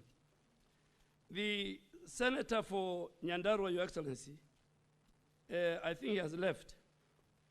And it's not good, Your Speaker, that you ask a question and then you are not around. when I was, it's not, because you know what was the purpose of asking. But because I'm going on record and the senators are listening to me and the speaker, let me answer. I think it's good to listen. Anyway, I've done it. It's okay. That his question was policy, and I want to tell him that policy does not allow definition of any patients, including mothers and newborns, in all our health facilities. And we really want him to report to us any such facilities for appropriate. We want the leaders to report to us. And we have a package. Tariffs are better by 3 times the tariffs provided and benefits provided by President Ruto's government is far much better than the one of the old government. And why do I say so? I mean, from 2,500 to 10,000 for normal delivery, 17,000 to 30,000 for cesarean section. That alone tells you, in terms of investment alone, it's a big difference. And it's a very comprehensive complementary package. And it does not wait for a budget to be allocated. It is not a victim of supplementary reallocations. It is there. Secondly, the 400,000 teenage mothers in our country are fully covered. They just need to walk to any health center with their birth certificate or with their parents' ID, special ID, a temporary ID for all our teenage mothers. We don't want to encourage that. The Linda Jamii covers the whole family. It doesn't cover only the mother. Linda Mama was covering only the mother. This one is covering the child, even after they leave, so this is a more comprehensive. Linda Jamii now covers, Linda Jamii, Mr. Speaker, covers 28,000 per day. This was not present under Linda Mama. And I really want members to get to the package. Linda Jamii now covers anti-D, as the Honorable Senator Nabwere have asked. Linda Mama never used to cover that. I can talk the whole day if you ask me to compare Linda Mama and Linda Jamii. It's world apart. It's like first world, third world, and first world. So I think we must thank. Prevention of teenage mothers, advocacy, we must do a lot of advocacy. A lot of advocacy with our community leaders, with our church leaders. I think it's a responsibility for all of us. We should not promote it, but we have no choice. They are our children, but we must see how we can reduce it. We must ensure our girls enroll in schools and they stay in schools. That is one way we can. We must make sure that school health programs to teach girls and boys about changes of their parental, premarital sex is part of our curriculum. We must have peer-to-peer support for all adolescents. Honorable Speaker, I don't know whether I have left. There was a question by the Senator for Muranga, and Mr. Speaker, I have read the law. I'm coming to the Honorable Senator for Tharaka. Cabinet secretaries by law, we are politicians and we will politic. And I want him to read the Conflict of Interest. I want him to read the Conflict of Interest Act, which was passed, which amended the Leadership Act. Anybody else in the public service cannot do politics. But CSS, the law allows me, and I've tweeted it, and Honorable for Muranga, you have to live with me. I serve a political government, and the law allows me. If you change the law and says ministers should not politic, I will not politic. But for today and going forward, I abide by the law. I'm going to do politics. You know, I agree. He says. Order, honorable senators. You've already responded to Yes. that, honorable. The last one is on Conclude. on the senator for Tharaka Nithi, the great county where our very able and intelligent deputy president do comparison. I have a lot of respect for the former deputy president, but I'm just talking about the current deputy president, senator. Those Kenyans who cannot pay is a very good question. Before NHIF was a club, the former NHIF, only 1.8 Kenyans in the informal sector have registered. Today I want to report in barely 1 year, because we are about to celebrate 1 year of SHA, over close to 1 million Kenyans in the informal sector have registered SHA. How do they do? There are those who can, they go through the mean testing and they get the amount and they pay. And there are those who can pay. That's why we introduced SHA Lipa Pole Pole. And I want to tell the House, since we introduced SHA Lipa Pole Pole, we have collected over 650 million shillings, where Kenyans go through that. They pay 4 months. The other 8 months, they pay through SHA Lipa Pole Pole, either daily, weekly, monthly. And Kenyans have embraced. As of last night, the figures we got, over 2,000 Kenyans went through the mean testing and paid and through the SHA Lipa Pole Pole. So it's growing. The budget itself and the senators and the speaker are paying more so that the lady in the market, the boda, the people at the lower level of the society can pay less. They can pay 500, they can pay 600 per month, totaling about. There are even those who pay up to 3,600 annually. So, Mr. Speaker, I think I have answered all the questions. Yeah, foreigners, I agree with you. Number one, foreigners have alien cards. Foreigners have different immigration documents. They can use those documents to pay for SHA. The United Nations High Commission for Refugees have signed an MOU with the SHA, and they have brought their people on board, all the refugees, to join SHA. So alien cards are allowed. They can go walk in and pay cash. They don't need to go through the system.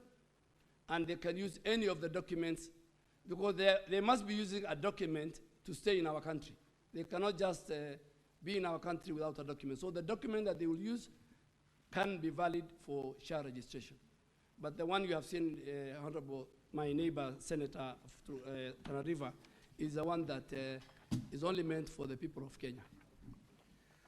Honorable Senators, we shall now move to question number 117 by the Senator for Kisumu County, Senator Professor Tom Ojenda. And Senator Beatrice Akinyi is going to ask that question on behalf of Senator Ojenda. You may proceed, Honorable Senator. Thank you, Honorable Speaker, once more for granting me the opportunity to ask on behalf of Senator Ojenda, the Senator for Kisumu County, to ask the Cabinet Secretary for Health, one, has the ministry established the exact amount of money lost to fraudulent claims under the Taifa Care Healthcare scheme from the recently concluded forensic review and digital audit by the Ministry of Health? And if so, could the Cabinet Secretary disclose the amount and outline the steps being taken to recover the lost funds?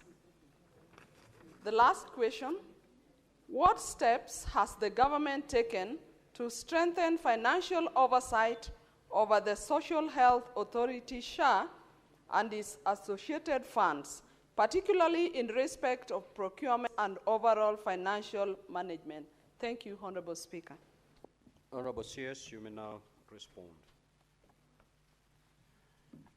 Honorable Speaker, a very comprehensive, question one, a very comprehensive forensic review and digital audit was commissioned by the ministry, particularly when I came for the month of, I think, June, July, and August. And this review was executed by the Social Health Authority, the Digital Health Agency that is a custodian of the Digital Superhighway, and the Kenya Medical Practitioners and Dentists Council, together with their colleagues, the Clinical Council, who are the regulators. This review has leveraged on SHA upgraded digital infrastructure, working together with the DHA to identify irregular claims, payments, and anomalies which were previously undetected within the legacy of the NHIF system. The first one is on financial exposure. Honorable Speaker, the SHA system digital audit that led to the immediate and successful rejection of 10.6 billion in claims that were non-compliant and fraudulent, and preliminary estimates of this financial exposure related to these irregular payments are in the range of several hundred million shillings. A final verified figure will be communicated once the joint audit of the whole SHA system from October last year, when SHA started, up to October this year is complete. This ongoing forensic validation is a proof of the effectiveness of the Social Health Authority new digital architecture in uncovering and preventing fraud. And Mr. Speaker and honorable members, medical fraud globally is about 30%. What are the preventive reforms under SHA that we have introduced? And so far we have rolled out very robust reforms in order to strengthen governance, in order to put in place transparency and accountability. And how are we doing this? First, we have strengthened our AI-powered digital oversight. Our DHA, Digital Health Agency, has upgraded the next generation artificial intelligence and machine learning tools within the SHA claims adjudication platform. This system, Mr. Speaker, detects abnormal claim patterns. It detects inflated bills. It detects duplicate submission in real time. And this is what we call automated pattern recognition.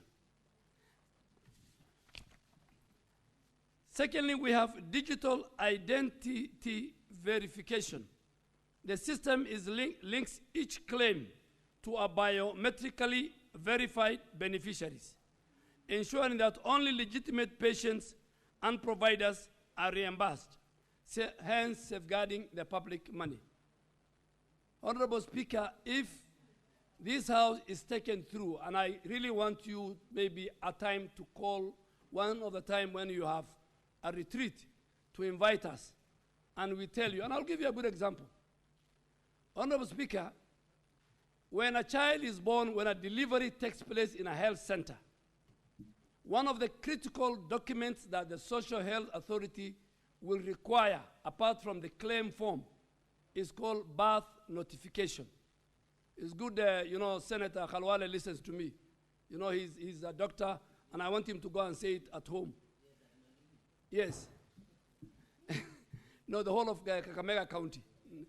Honorable Speaker, that document of birth notification is one of the documents that must be provided with a claim for SHA to reimburse that delivery, reimbursement of 10,000 or even for 30,000 for cesarean. When you don't submit a birth notification document, whether a child has been born or not, the question lingers. That claim becomes not payable. For example, again, and I am sure Dr. Khalwale and many doctors in the House will agree with me, if you perform surgery, any procedure, and you want to do a claim, and the claim form is a legal document, and you have not attached theater notes, SHA will not pay you. Because that is not an evidence that even a surgery has taken place within a theater. But more importantly, we have discovered, even against the WHO rules, a facility reporting that all the 300 or 200 deliveries that took place in that health facility were all through C-section. These are the kind of things the system is picking. We have picked where facilities have turned their healthcare workers into patients, where patients have been told, and that's why we stopped the 1 month contribution, where health facilities will go to the market, use their phone to register, telephone numbers of the old ladies and the old men, either near the church, near the mosque, or near the market. What have we done to stop that fraud? Now we have geo-fenced all health facilities. No healthcare worker in our country, a doctor, can use his pre-authorization code outside 500 meters of that health facility. You cannot do pre-authorization from the bedroom. And we want to stop where consultants and healthcare workers want to run health facility from the comfort of their bedrooms using their telephone. You cannot manage cases using telephones, Honorable Speaker. The second and most sanctions we have done, we have initiated a very structured recovery and accountability plan, including the immediate suspension of facilities, immediate suspension of doctors and clinicians who are found to have misused their OTP, and we have submitted 1,000, we have closed 1,118 and gazetted in accordance with the law. We have submitted 118 files to the DCI, and I am sure, including some of the staff of SHA. A number have been taken to court, and you might be seeing very, very, very big people going to court either this week or next week. We must fight fraud. The elephant in the room in the delivery of universal health coverage are crooks and fraudsters and thieves. And I want this House to help me, even if when I come back, because we must protect public resources and we must not allow people to eat. We must not allow people to become wealthy by stealing money from sick people. That, I think, we must agree, both as leaders of this country, despite our political affiliation. Mr. Speaker, health is everything. And for some of our colleagues who have really helped me, who say they are listening to the ground. In fact, on SHA, they are listening to the ground. Because Nyeri County is number 2 in SHA registration. That means listening to the ground is very important, particularly when it comes to SHA. Yes, for SHA it is working. I don't know for other things. And Mombasa is number 1 in the country. We must thank the leadership of Mombasa County because he is at 71% in terms of registration. Muranga is one of the top counties in terms of, and I want to thank Governor Kangata. I think he's focused, he's a very progressive leader, particularly when it comes to health matters. And there are many, many others. Order, order, order. Order.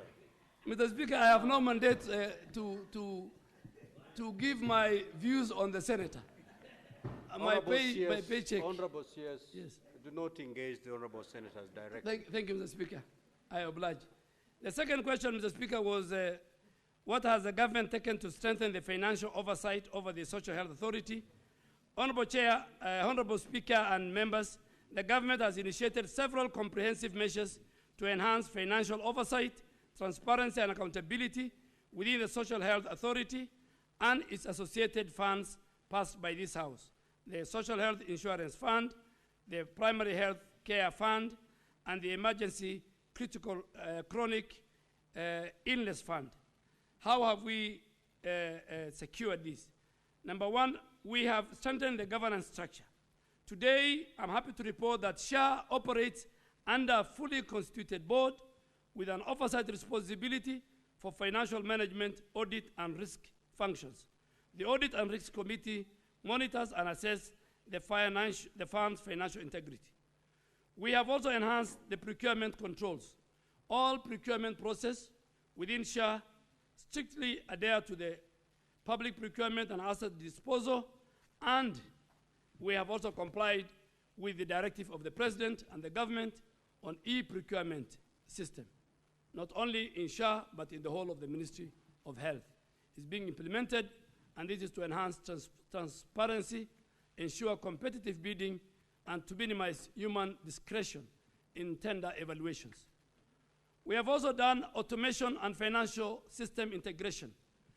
Honorable Speaker and members, SHA has deployed an integrated financial management system that links budgeting, accounting, and reporting functions.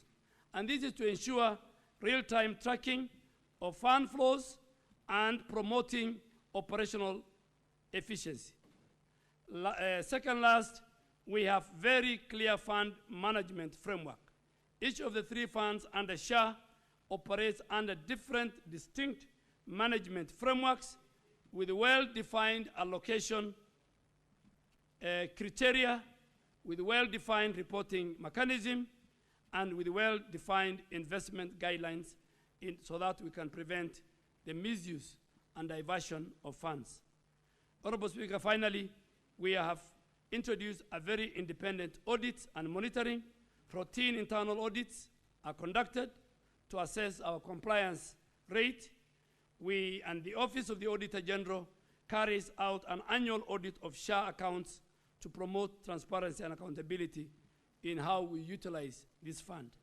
Honorable Speaker, these measures I have said collectively reinforces accountability.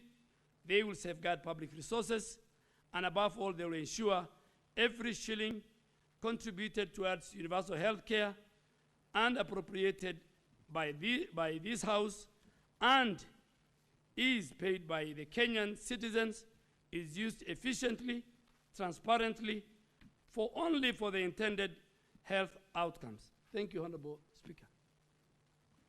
Senator Beatrice Akinyi, do you have any supplementary questions? Yes, Honorable Speaker, I have. Thank you, CS, and keep going, because the health sector has to work. Aspect of SHA, a proper database of all the health centers and hospitals eligible to SHA must be kept. Now, in your view, Honorable CS, how many health facilities are currently qualified and receiving money from SHA? And would you be willing to share that list with the Senate? 1. 2, Honorable CS, what is the waiting time by the SHA design? And do you think that waiting time, as is in all insurance practices, working for SHA? Thank you. Senator Cheriot, the Majority Leader. Mr. Speaker, I want to thank the Minister for finding time and to respond to very important issues. Secondly, I want to appreciate that this is a very intelligent conversation, listening to senators raise issues pertaining to their constituents, particularly on this very topical matter of social health insurance, because it involves the people that give us a mandate to come to this House, Mr. Speaker. And it's very enlightening. Mr. Speaker, you know, sometimes I get very disappointed, and unfortunately, some of those people that I see in this House sometimes shout in funerals and rallies that SHA is not working. When the Minister is before us now, instead of, you know, it is allowed for a village blogger to say those kind of things, but not for a member of parliament, because you have the opportunity to ask the Minister questions like members are doing this morning on issues which the citizens are facing with SHA. I wish some of those colleagues were here this morning. Be that as it may, Mr. Speaker, I want to ask the Minister, particularly on Section 42 of this Act. You know, this Act, Mr. Speaker, is very dear to us as Senate. Mr. Minister, you may not be aware, but we passed the social health laws, all the 4 of them, in the sweltering heats of Turkana. 4 days of extreme work, and therefore we understand this law fairly well, and that's why we continue to demand that it must work for our people the way we envisioned. Mr. Speaker, Section 42 of that law Parliament demanded that at the end of 3 months, actually the wording is within 3 months at the end of a financial year, Parliament is supposed to receive a report from the minister on the operations of Social Health Authority. I want the minister to confirm to the House that in that report that he shall be sending, or perhaps even if possible, Mr. Speaker, he can send a partial report to this House on 3 items that are very important to us as a House. Number 1 is on the spread of county compensation to the health facilities, county by county, so that we are able to know how much in compensation to public health facilities has gone to specific counties, Mr. Speaker. And I explained yesterday on the floor of this House why that is important. And I want that to be sent because I think it was Senator Mogenio who I had him say on the floor yesterday that SHA is not working. So I want to see if there's any compensation that is going to Nyamira County, as well as all the other counties. Why I want this to be published, Mr. Speaker, is so that we are able to know if our citizens are accessing the services that they are being paid for, because those are the people that sent us to this House. And this is something that I have asked the minister, including in our private conversation. The second thing that must feature in that report, Mr. Minister, is the penalties that you have referred to and said that there are members of staff of SHA that are about to be taken to court because of issues of fraud. If there is something that can bring down this very noble initiative, Mr. Speaker, it is fraud. And therefore, it will be important for Parliament to be appraised on how this system has been able to detect fraud, who are the officers that were involved, including the professionals like the doctors and the nurses and the people that you've said aid and abet this crime, Mr. Speaker, so that we are able to read out a list and know that there is a Dr. XYZ who works in Hospital Z in County Y, and this is what they attempted to do, and for that reason, they've been bad and they've been taken to prison, because that is where they belong. Because, Mr. Speaker, we moved the amendments. When this law came to Parliament, in conclusion, Mr. Speaker, I know I've taken long, but let me just make the final remark about it, Mr. Speaker. When this law came before the House, the penalty that had been prescribed, just like all laws that come from the AG's office, was just 1 million shillings. But we moved actually that fine from 1 million to 20 million Kenya shillings, Mr. Speaker, because it was in the best interest of the people of Kenya that anybody who tries to cheat the system is punished by law, so that we can save and help these facilities. Therefore, on that account, Mr. Speaker, I expect that the minister will give us a report of all the fraud that has been detected, the people that have been involved, not just the facilities alone, but the personnel as well that are doing this fraud. The last thing, Mr. Speaker, I am concerned on the rate of rejected claims, particularly in the county that I represent in this House. I was at a public event in a place called Kapkatet a few weeks ago, and the citizens raised concern with me and said, Senator, of all the claims that we have filed, almost 50% are being rejected. What is it that SHA expects of us as a health facility to do? Therefore, Minister, you must tell us as a House, including your officers, to offer subsequent or sufficient training, Mr. Speaker, to health facilities so that they don't provide the service and those claims are rejected. Because at the end of the day, particularly for public health institutions, Mr. Speaker, service has already been rendered and we don't want to sink them in debt. I thank you, Mr. Speaker. Senator Shakil Abdallah.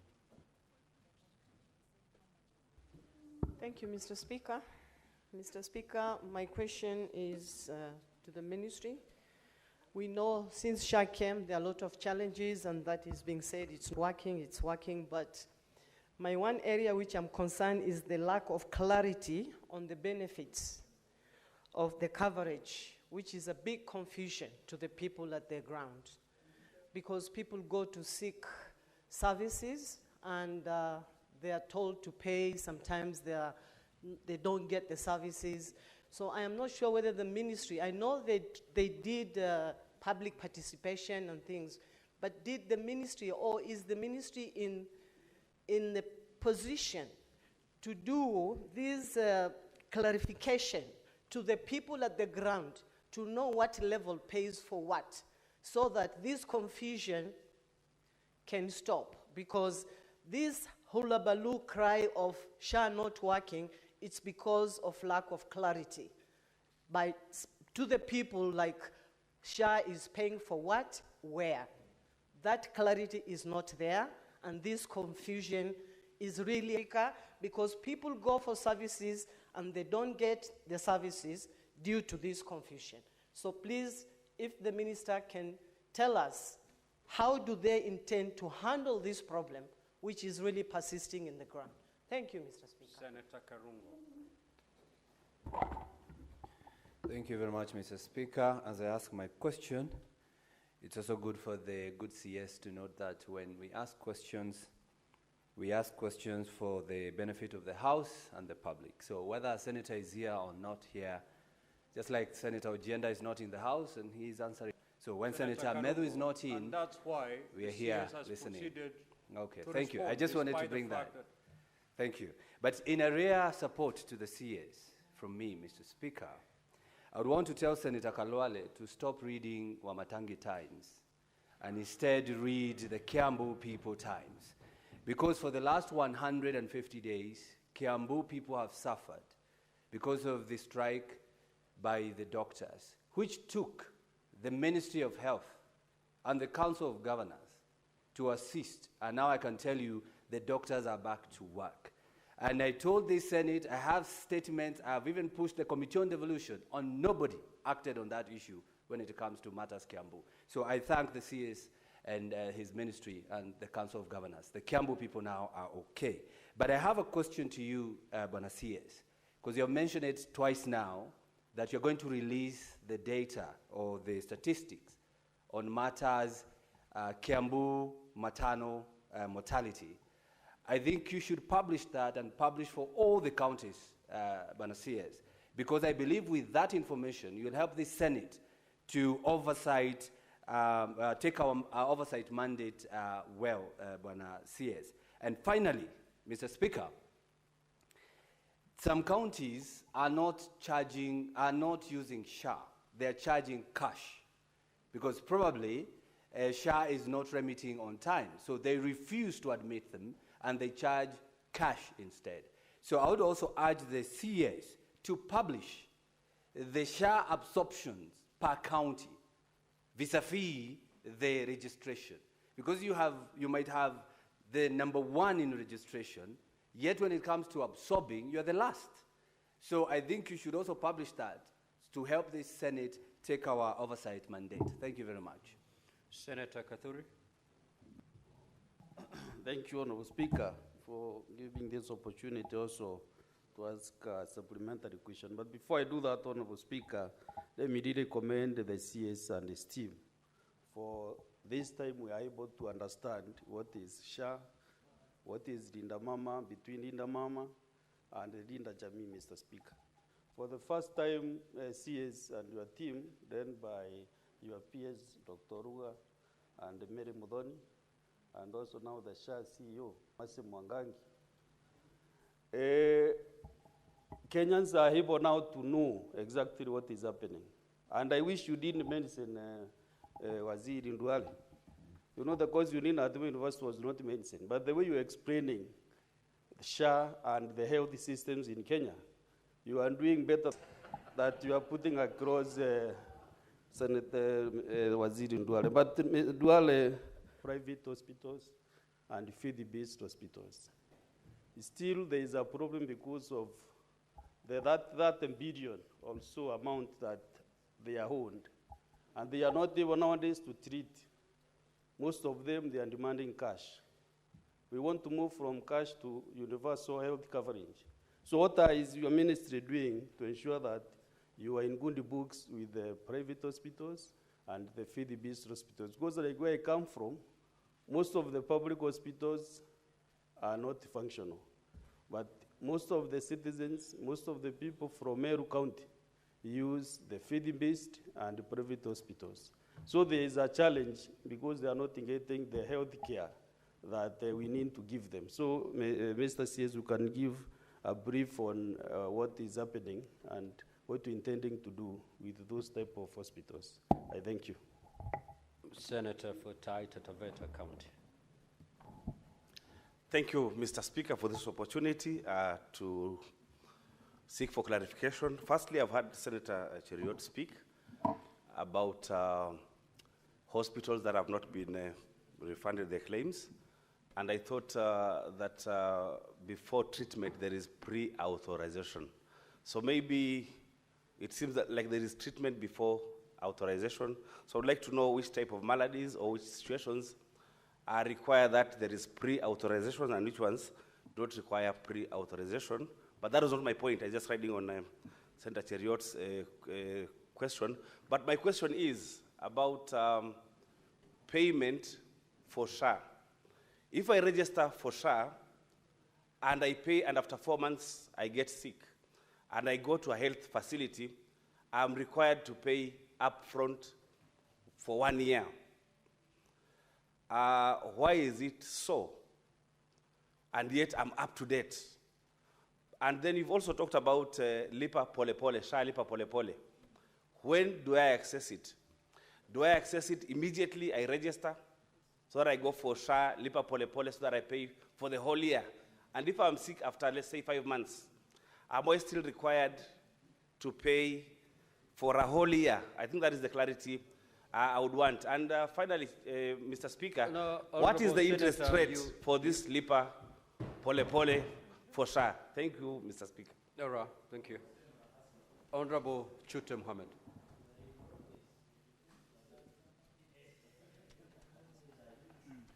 Thank you very much, Honorable Speaker. Let me first of all take this opportunity to thank the CS for the hard work he's doing. And congratulations, na asante sana, on behalf of the people of Kenya and Marsabit also. Secondly, the issue of employees, former employees of NHIF. Some employees from Marsabit asked me to ask the CS, if they are not going to be absorbed by SHA, the best they can do is go and join other departments in the government. If they join that department, the salary they were earning before and the new place they are going to go to, the difference is huge. Remember, they've borrowed money for their houses before. They've borrowed for their cars. If they go to the smaller salary, they cannot afford to pay those installments. As Minister, what are you going to do to absorb those guys, the employees, former employees of NHIF, under the same employment and salary terms? Thank you. Senator Mariam.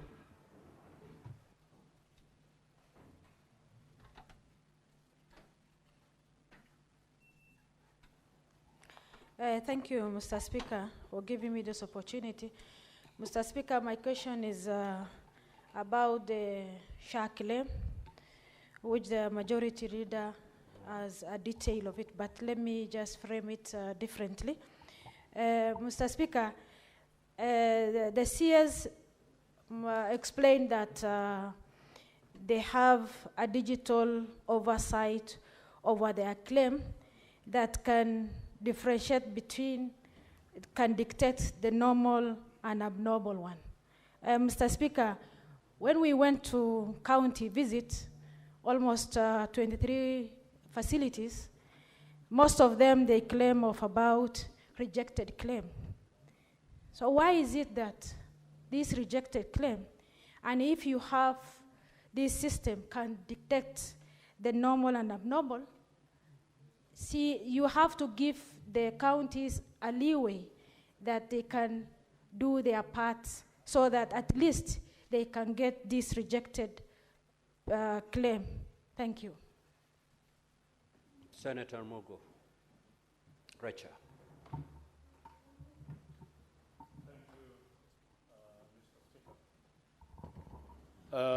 Thank you, CS, for explaining clearly the operations of SHA and the system in health sector. My question is, how can the ministry guard against governors that are killing the public side of medical practice, that is the hospitals, public hospitals, because they have theirs in town, so that people go to theirs in town and the government side is dead. Senator Veronica Ndwati. Thank you, Honorable Speaker, and thank you, CS, for what you have explained to the House. We reviewed the answer to get the detail of it, and I'm sure you have dealt with maternal and infant mortality late, especially because we have been alarmed by what we have seen in Kiambu Hospital. We hope that case is on your desk. Going to the SHA, our phones as leaders have become the backstopping of where patients, when they go to hospitals, the frequently asked questions are actually coming to members of parliament and senators, as opposed to those questions going to SHA. What is the ministry doing to ensure that when patients go to hospitals, seek for emergency treatment in hospitals, they are quickly attended to without requirement for them to pay? And how are you ensuring that anybody who is in an emergency wing of a hospital, public hospital right now, and cannot be attended to because the hospital is insisting that they have not been paid the SHA claims, how are you ensuring they are given support and they are attended to so that they don't have to suffer the consequences of those unnecessary conversations on emergency units when patients need to be treated? Is there any support in that communication and supporting the patient to get access to the health services? Senator Chiranke. Thank you, Mr. Speaker. I'm disappointed because most of the senators who were saying SHA is not working, like Senator Omogeni, are not here, including Senator Sifuna, but they are quick to yap in funerals that it's not working. Mine, Waziri Duale, is a very simple question. One, you want to ensure USC succeeds. What can you tell Kenyans that today SHA is working, and in terms of improvement of personnel that work within the value chain or the chain of universal care? Waziri, you and me know that there was a presidential directive, and I know the biggest obstacle has been COG on the issue of confirmation of universal health coverage staff that have been on contract. But I'm happy, through your guidance as the CS of Health, the SRC has harmonized their pay slips. What is the status in transiting these UHC staff to permanent and pensionable so that we make SHA works? And Waziri, can you use this forum to tell the naysayers and doomsayers, including Senator of Muranga, that SHA is working? Mr. Speaker, I find it painful that many people out there are quick to say SHA is not working, yet they cannot come and ask the gracious CS. And I want to thank CS Waziri Duale, because he's the only CS that has always appeared religiously before this House. Unlike other CSs, I don't want to mention names, Mr. Speaker, because I will be accused of playing politics. But I know how to play it somewhere outside there, Mr. Speaker, not in funerals, but in birthday parties. I thank you, Mr. Speaker. Senator Essie Okanyuri. Thank you, Mr. Speaker. Whatever I wanted to ask was on the issue of UHC staff, which Senator Cherargei has already highlighted. Senator Boni Khalwale. Thank you, Mr. Speaker. Yes. I have listened in this House to the minister and also in the media. When he speaks to SHA, he speaks to two cardinal issues: the success of registration and the challenges in the reimbursements. But in health delivery, the real issue is service. Up to now, St. Mary's Hospital is closed. Colleagues here, they want to play to the gallery to say, you want me to say it's working. Senator Boni. Yes. Senator Boni. Can you contain him? Address the chair. Senator Fernandi, allow Senator Boni to make his point. Allow the Honorable Senator to make his point. Thank you, Mr. Speaker.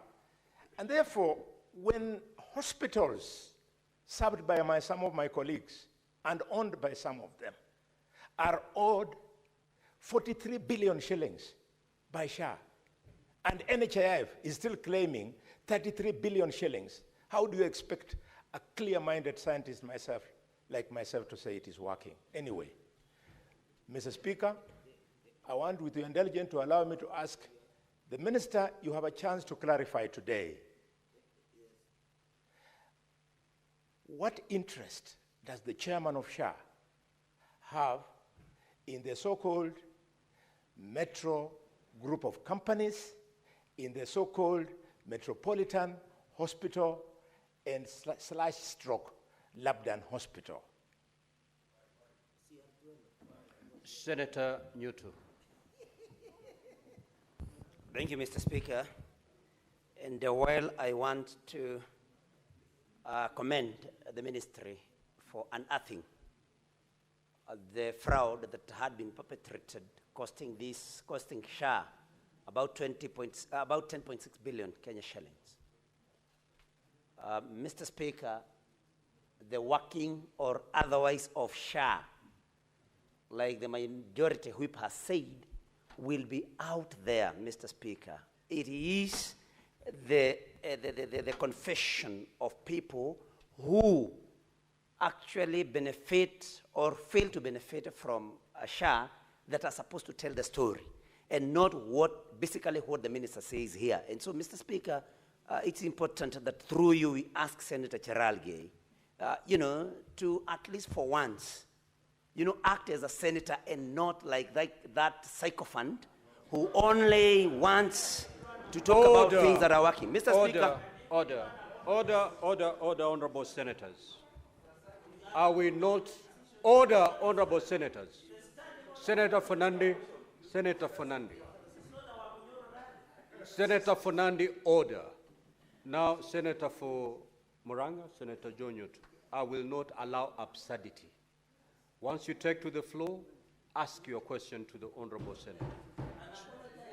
Proceed. Thank you. I'm guided, Mr. Speaker. I only mentioned his name because he mentioned my name. Just proceed to ask your question. Okay, Mr. Speaker, there is an organization in this country, and this goes to the CS, Mr. Speaker. May I be heard in silence, Mr. Speaker? Senator Newton, your statements are drawing this unnecessary I'm asking my question as guided by you, Honorable Speaker. That's what I'm doing. Proceed. Can I be heard in silence, Mr. Speaker? Proceed. So my question to the CS, Mr. Speaker, is there is an organization in this country, Mr. Speaker, kindly protect me from Senator Cherargei. Senator Fernandi, what is your point of order? Mr. Speaker, standing order 101 and 105. Is it in order for the distinguished senator, Awamunyora Adeharan, to accuse me of being a sycophant when I'm doing my legislative and oversight work? Can he either substantiate or withdraw? We are not in a public library somewhere in Kenol. He can go and do his politics here, but not here, Mr. Speaker. I'm a man who has protected my name, Mr. Speaker, and reputation. I cannot be allowed by first-term senators to come and insult me. Senator Newton. Thank you, Mr. Speaker. You would think that Senator Cherargei was born a senator and calling others a first-time senator. Yes, I am a first-time senator, Mr. Speaker, and proud to be so. Because Senator Cherargei was also once a one-time senator. Senator Newton, that is not the point. My question, Mr. Speaker. Senator Newton, can you? I'm asking my question. I'm asking my question. Order, honorable senators. I'm asking my question, Mr. Speaker. Senator Newton, you yes, will take Mr. my Speaker. instructions. So be quiet as the chair gives directions. A point of order has just been raised by the Senator Fernandi, that you've gone ahead to call him a sycophant. His point of order is, would you substantiate that statement? If not, then you proceed to withdraw and apologize. And ask your question. Thank you, Mr. Speaker. That's a point of order that has been raised. You cannot interject. Mr. Speaker. Mr. Speaker, even as I follow your advice and guidance, and even orders, Mr. Speaker, Senator Cherargei has also referred to me as our Munyoro adherent. Mr. Speaker, probably, to be very fair, do we have such an outfit here in this Senate? And so, Mr. Speaker, I think let it be eye for eye. An eye for an eye, Mr. Speaker. He has referred to me. Honorable Nyoto. Yes, Mr. Speaker. Honorable Nyoto, we cannot go down that route where absurdity breeds absurdity. I expected you or any other senator to raise on a point of order. The Senator Fernandi having called you that you're a, what was it again? Wamnyoro? Absolutely. The mere fact that no point of order was raised on that particular assertion.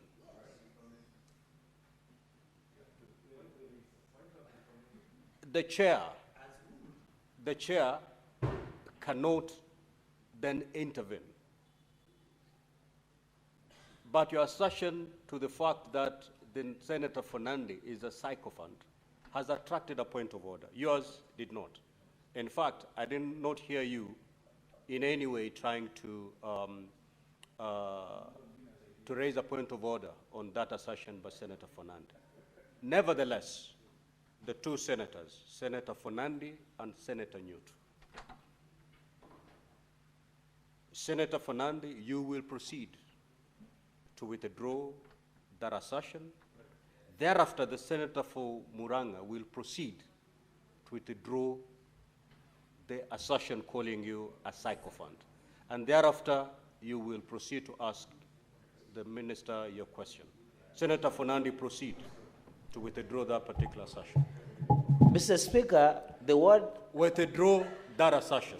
Mr. Speaker, as I withdraw and apologize, the word adherent means you support an idea or party.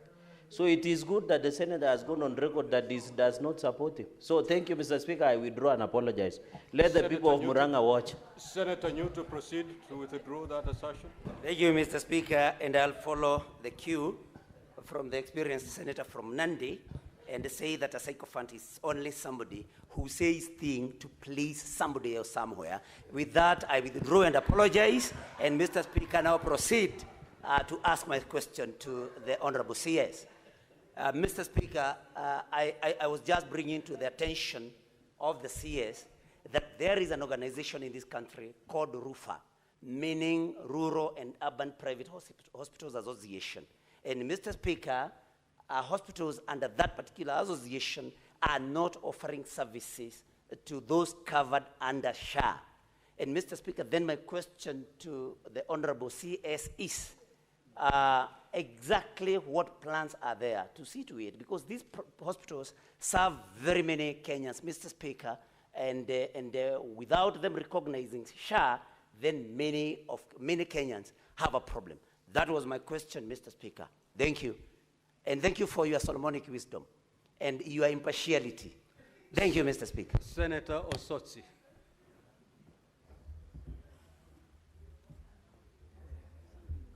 Thank you, Mr. Speaker.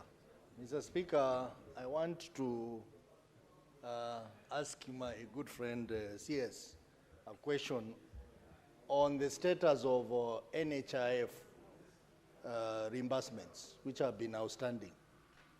If there is any breakdown that he can give this House. Because as we talk about SHA, we should also be alive that there has been long outstanding debts owed to these hospitals by the defunct NHIF.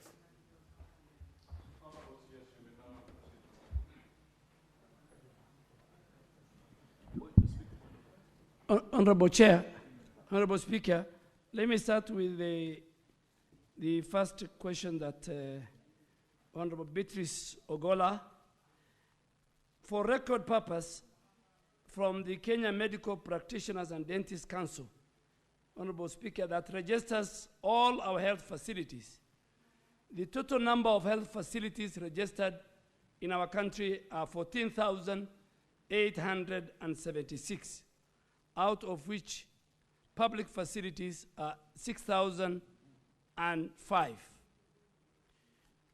Two, on the same, and the leadership, and the Council of Governors is coming back to us. And COG is working with SHA to ensure that they update their bank accounts, particularly for the primary health care.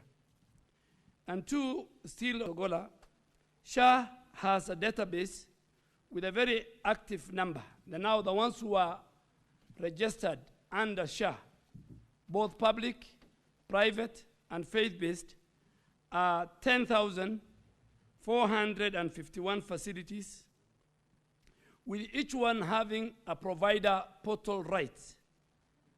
And payment for these facilities is dependent on the claim review process. Every claim on our dashboard in our system, even when it is rejected, it will give you the reasons why it's rejected. If you have not submitted required documentation, it tells you submit the following documents within 14 days. And different claims are in different stages. Some have just been submitted, some are under review, some have been approved for payment. So it's like a whole ecosystem, and that's why we call our digital system, we call it the digital super highway. When I come to the question raised by the leader of majority, Senator Aaron Cheriot, I agree with you, we will comply. We will comply with the law, and we will, Honorable Speaker, through you, we will give this House any information that is required within the shortest time possible, and I'm sure the members and the chair and the vice chair of the Health Committee know that whenever I am called, I appear. Just for example, to give you, under the PHC, the primary health care, which is exchequer funded, a very unique thing under this leadership. The problem, people who are opposing SHA are not the patients, are not the health facilities. People who have a problem with the government of President Ruto. And we have no problem with that. Because today as we speak, Honorable Speaker, over 27 million Kenyans have registered SHA. Mombasa leading, Nyeri number 2, Kirinyaga, Bomet. That's how I can give the list of all the counties. And under PHC, so far, the primary health care, we have given counties 5.6 billion since last October. And we are ready to provide county by county, faith-based facilities who attend to Kenya for this free primary health care. We have given them 745 million. We can give the list one by one. Under SHIF, county governments have so far, depending on how they do their claim, there are some county governments like Mombasa, like Nyeri, like Nakuru. And let me say it, Nakuru PGH is one of the best model that is implementing the social health insurance fund. Since October, Nakuru PGH and Coast General Hospital have received close to $1 billion shilling because they do manage their claims properly. The faith-based organizations have got about 12 billion. MOH, these are the referrals, Kenyatta University, MTRH, Madare, and all these. They have received 6.5 billion. The private facilities are the largest who have received under SHIF, 29.3 billion. This report is ready. We can provide it to the House anytime we are required. The animal or the elephant in the room is rejected, and I want senators to listen to me, Senator Cheriot being. If you see somebody asking you, there are a lot of rejections, he doesn't want to come and face SHA. In SHA, we have relationship managers at the county level, at our headquarters. Our system gives you reason. We have men and women, doctors who do clinical review, who will tell you why your claim is rejected. But because they know those are fraudulent, those are frauds, and we are coming for them, Senator. Tell them we are coming for them. And why are claims rejected? I want to give you 5 reasons why claims are rejected. And once it is rejected, for the information of this House, we are not paying. Claims are rejected because there's no claim form. The law you passed here, the 4 laws, at the bottom of those laws, you have designed a claim form. So a claim form is a legal document. If a facility has not provided a claim form when they are asking for reimbursement, that becomes automatic rejection. If the facility has not given us itemized invoice, that is a rejection. If there are no discharge summaries, God forbid, let me pick on even Senator Cheriot or Senator Khalwale. You go to Nairobi Hospital, you stay there for 2 days, there's no discharge form. And it's deliberate because they want to claim 30 days when that patient has stayed for only 4 or 5 days. So if you don't give us a discharge summary on when the patient has left, that is a rejected claim. If there are no supporting theater, if a patient, a Kenyan citizen, who is a member of SHA, paid up member of SHA, goes to a theater for any type of procedure, and then you make the claim to the Social Health Authority for reimbursement, and you have not attached theater notes, doctors who are in this house will know that. I am not a doctor, but I read, and I learn from people I work with. If there are no theater notes, that's a rejected claim, and we will not pay. If there are no birth notification, if a delivery has taken place in any of our health facility in our country, the mandatory document is a birth notification. If you want us to pay for your delivery, whether or normal or cesarean, and a birth notification is missing, we will not pay you. We cannot confirm whether a child has been born, whether a delivery has taken place. It's rejected, Honorable Senator for Kericho. Upcoding. There are people, and this is a medical fraud. There are people, a patient goes for a small boil that takes about 1 hour. The claim they make is that they have done a bigger procedure by even cutting his hand. That is called upcoding, and the system will pick you, we will not pay you. If you convert outpatients into inpatients, that is the biggest fraud. There are Kenyans who go, they are treated, they go home, then the facility turns them into inpatients because they want to claim the bed. They want 5 days. But now, going forward, they cannot do it because now we have introduced the biometric. A Kenyan must go through the biometric when he goes to hospital, and he must go through biometric when he's being discharged. But before the biometrics, they were turning out patients, and we have got evidence of patients who have gone even to the DCI, who are saying, I went for a day. Why is this facility claiming 14 days? Honorable Senate Majority Leader, we will not pay. And please tell these people who tell about rejected, let them go to SHA, they will get all the explanations. As of today, there are people who tell you SHA does not pay. As of today, faith-based, and let me pick, and I want Honorable Khalwale to listen to me. St. Mary has been used for many months for political expediency. It became the talk in funerals and everywhere. I went and sat with the Bishop of St. Mary. I sat with the Bishop of St. Mary, with the whole of my team, including the bank manager. And we have shown our Lordship, the Bishop, that SHA has paid him 90 million shilling. We have given him the TT, the transfer. The balance that at time had was 14 million. We have paid the 14 million. It is you now to go and ask the bishop why he's not opening the facility. And the bishop was with me in a press conference. And I said it. And I said it. Let us not use, St. Mary for politics. And I'm saying it, and I'm sure the people of Kakamega are watching me. Look for something else. St. Mary is a closed chapter. You cannot use St. Mary based. We have the numbers.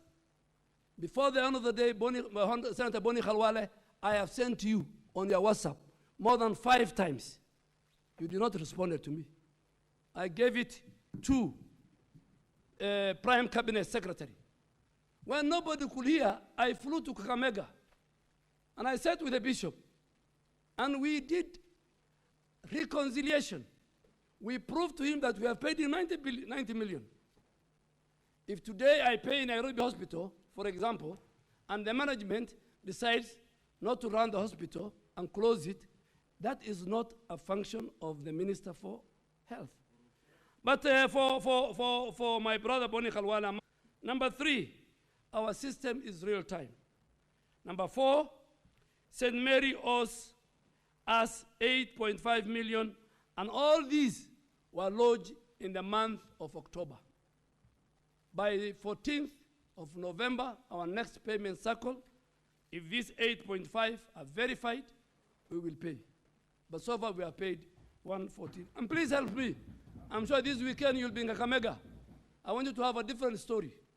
To say that St. Mary, Shah has explained, St. Mary, the problem is the management, is the leadership, and I am ready to go with you.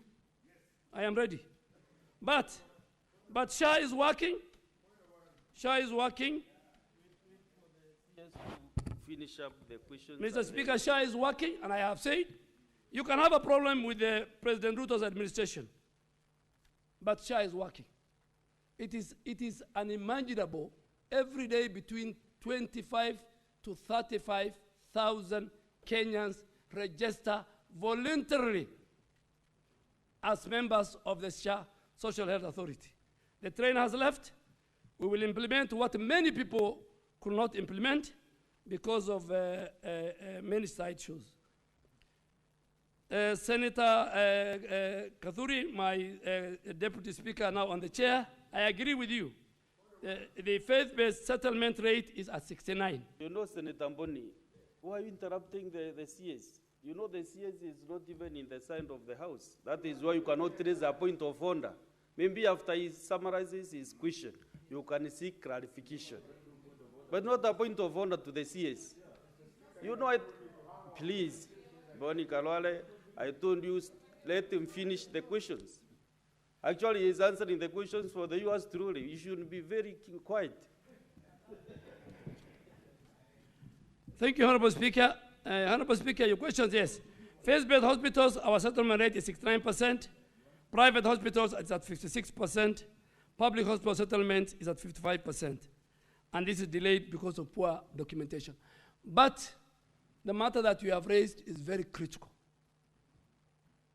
And this is a discussion for the Senate and for the Council of Governors. The people who work in our counties, facilities, own private facilities next door.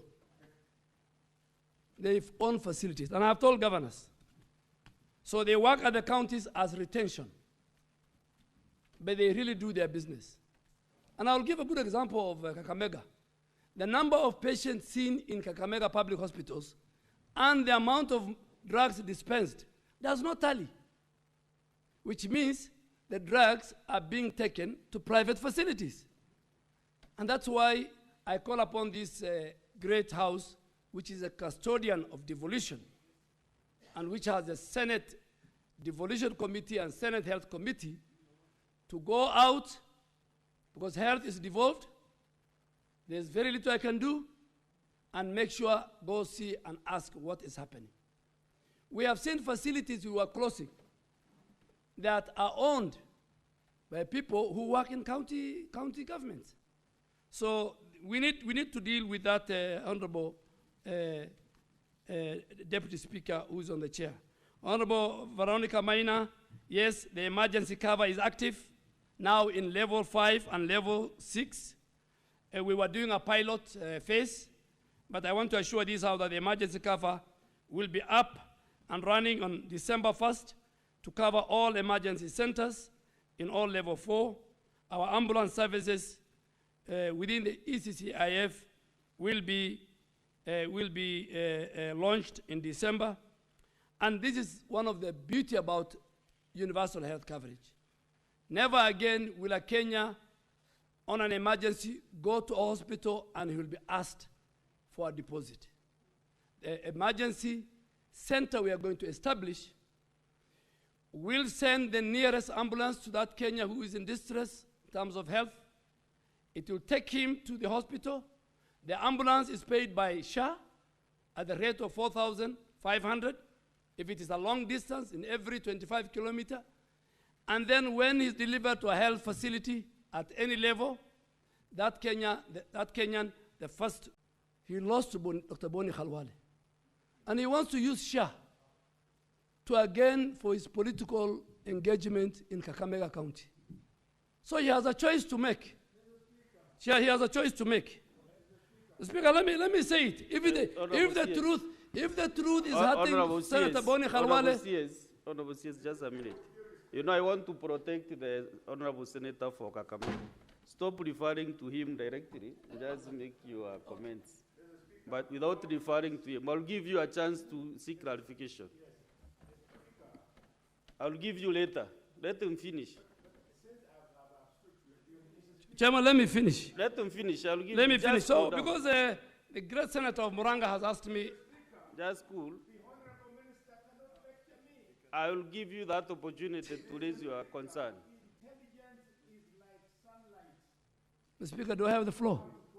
Honorable Nikarwale, Senator Mr. Speaker, what I am Order, giving this Senator out, Boni. I am going on record, is fact, and the Honorable Boni Khalwale should hold his horses. Because Rufa, the leader, the chair of Rufa was his competitor in last election. That is a fact. That is a fact. It's not deniable. Number two, Rufa is an organization. SHA has specific contracts with the over 10,000 facilities. So we don't have any contractual obligation, the Rufa with any organization. And let me in fact say today, for the avoidance of doubt, the faith-based association, the Council of Governors, all of them engage them as organization. But the people who have contractual obligation, who must follow the law, what they have signed, whether in faith-based, whether in private, whether in public, is individual hospitals in our country, because they treat patients individually. There are no patients which are treated by organizations. So we want to get the accountability must be on the person or the facility that has signed a contract. So Rufa, the issue is they do a lot of press conference, they can continue. They can continue. Because Kenya is a free country. On the issue of the debt of NHIF, I agree. The biggest problem we have, and that is even making SHA, the debt of the 30 billion of NHIF has brought down facilities. Some facilities are getting closed. But Mr. Speaker, when I came to the ministry, I set up a very independent committee to verify. Just like the way Edward Awuko, our former Auditor General, is verifying the pending bill of the national government. And he was given a pending bill of 506 billion. He could only verify what we saw in cabinet. I think it's about 206 billion. Some people disappeared. Some did not bring their documents. The same law that tells me I should pay It's the same constitution and the PFM Act that tells me and tells us sitting on this side, and subject to your oversight, public funds. Now what I have done is, the people who are owed by NHIF million is about 5.3 billion. Some of them even are owed 300 shillings. And I can provide the list to this house.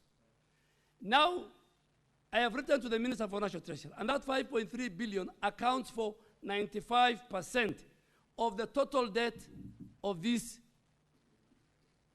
people who owe NHIF. The rest are big people. So I say, let's first pay the 5.3 after we verify. We have now started verifying. I have written to the National Treasury with the blessings of the President after consultation. And by the time the supplementary comes and we have finished verifying, I want to assure the people of Kenya we will pay the 5.3. Secondly, the rest I have also asked a team led by same Auditor General, because his pending bill committee is still alive, with its auditors from SHA, MOH, to sit down and verify, and we must pay that, whether it is 10 billion, 15 billion, 20 billion, we must pay, so that our facilities, our people should not lose their investment. There are facilities that are having serious financial challenge. Let me be very honest, because of the old debt. With the SHA, if your bills are verified in this house, they will be absorbed in any of our other public institutions at the same salary and package that they were having at NHIF. I have agreed with the court, and we have said, and I have a letter from public service, a letter to that effect, and I want to tell our staff, the Kenyans, because I agree with you, they had mortgage, they had many things. If they go, for example, to my ministry, or they go to KNH, they will not earn a new salary. They will earn the salary they were earning at NHIF, and they will be placed at the grade, if not better, than where they were at NHIF. I think, so Senator Nyutu, please tell the roofer, I don't deal with, when it comes to money, facilities, the CEO will deal with people who have. Yes, the question about the chairman of SHA. Yes. The chairman of SHA is called Dr. Abdi. And Dr. Kalwale knows. Dr. Abdi does not own any facility. And even before, few months before he became chair, he had a historical ownership. He had a historical ownership of Ladnan. He had an historical ownership. And in fact, it is Metro that bought Ladnan. And you know the owner of Metro. It's one of our most progressive health facility provider. And I think it's not good in Kenya. You know, it's like there are people who are saying, Aden Duale owns a facility. My assets and liability are within the records of Parliament. I was vetted by Parliament. What I own, if I own a chopper, I own a chopper. If I own camels, I own a camels. And if he owns a facility and you have approved, we will remove him as a chair of SHA.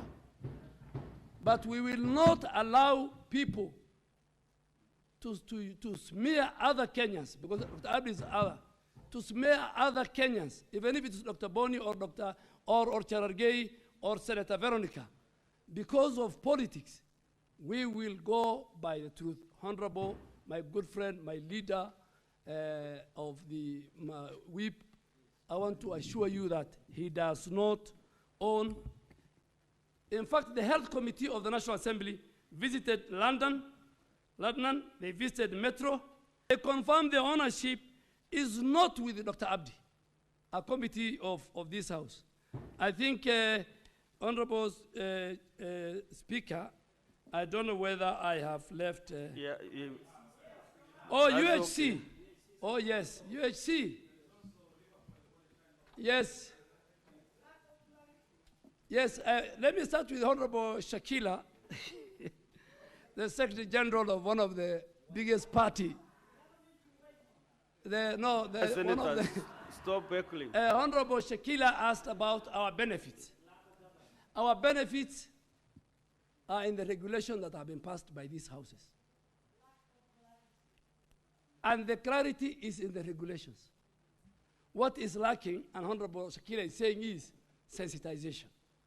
We have asked hospitals to put posters in every place in the hospital to show this is the package for oncology, and we will do working together with SHA. We want leaders, all of us, we will keep on sensitizing our people. Even last night, if you... Under Senator Shakira, why are you shouting from your seat? Why? No, that is not the way we transact business in the Senate.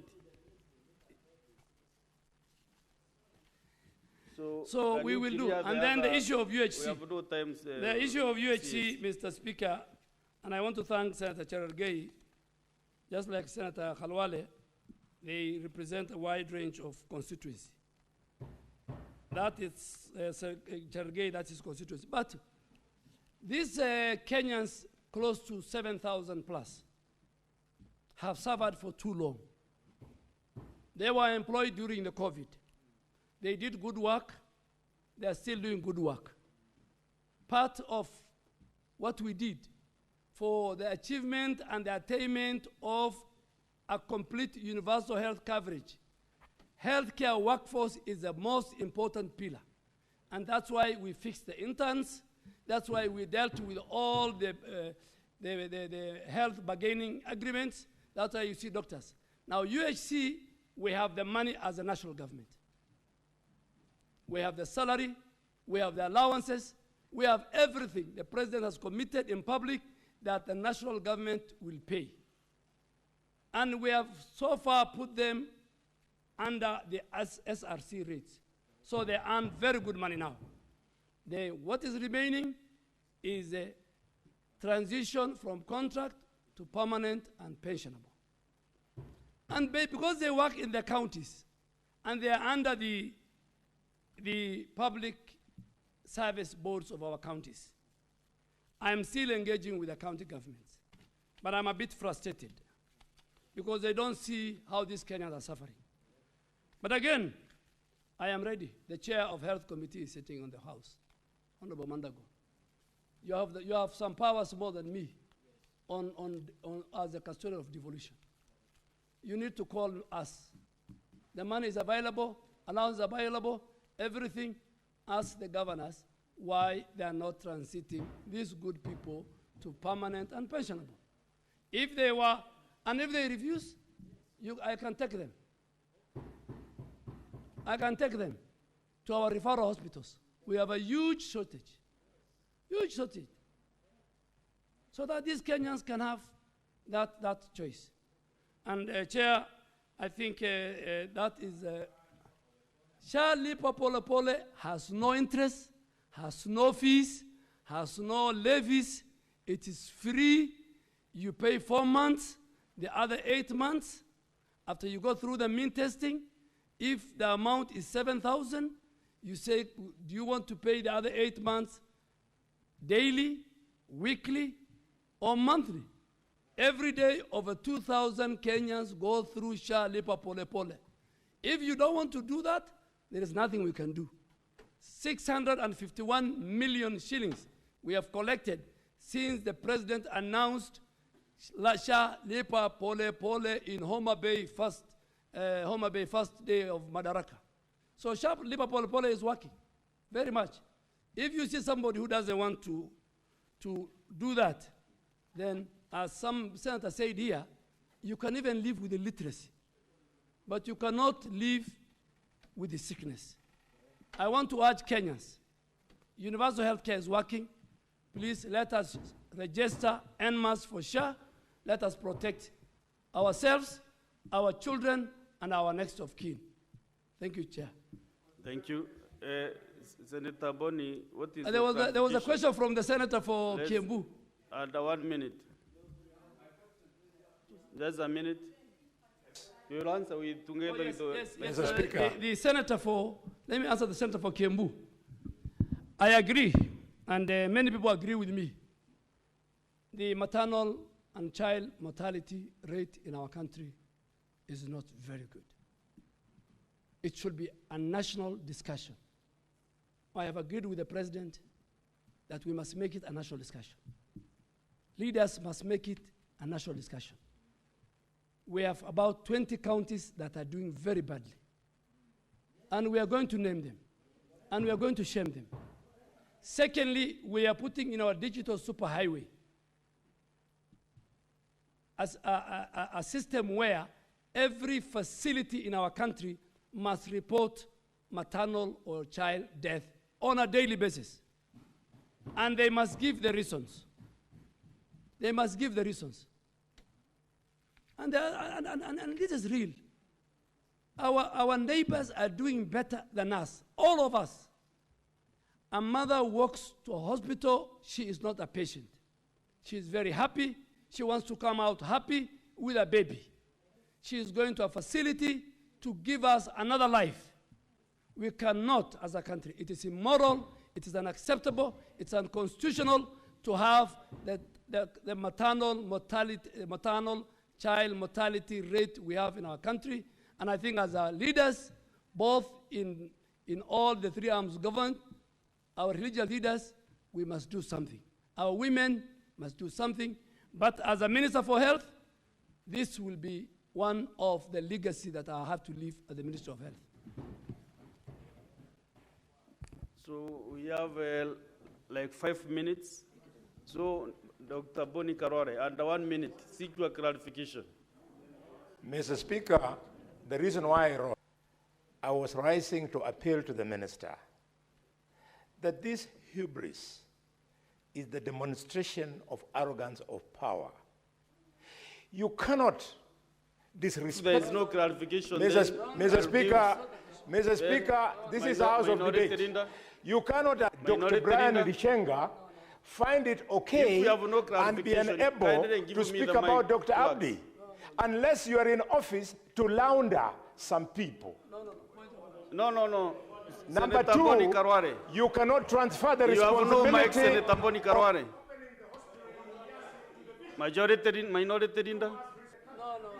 Minority Linda? Senator Boni Karware, I will kick you out of this house the rest of the day. But you see, this is what's going on. No, that is not the way we transact business, and you know. And now he's here, you think you can... Senator Boni Karware, Senator Boni Karware. Managing the National Assembly and the Senate? Really? Senator Boni. You think I don't know how government works? Minority Linda, progress? Yes, asante naibu wa spika. Nilikuwa nataka kuuliza lile swali ambalo nilikuwa nimeuliza hapo awali ambalo waziri analijua, na huu mswada wa kwamba waziri yuko hapa hivi sasa umezua mwamko mpya.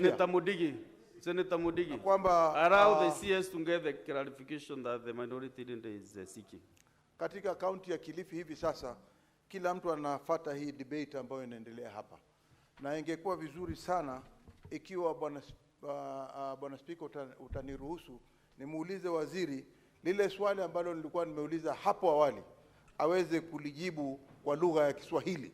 Manake mimi nimeuliza Kiswahili na yeye ni lazima anijibu mimi na lugha ya Kiswahili. Ingekuwa bora zaidi ili watu wangu wapate kuelewa masuala haya ya mamlaka ya afya ya jamii.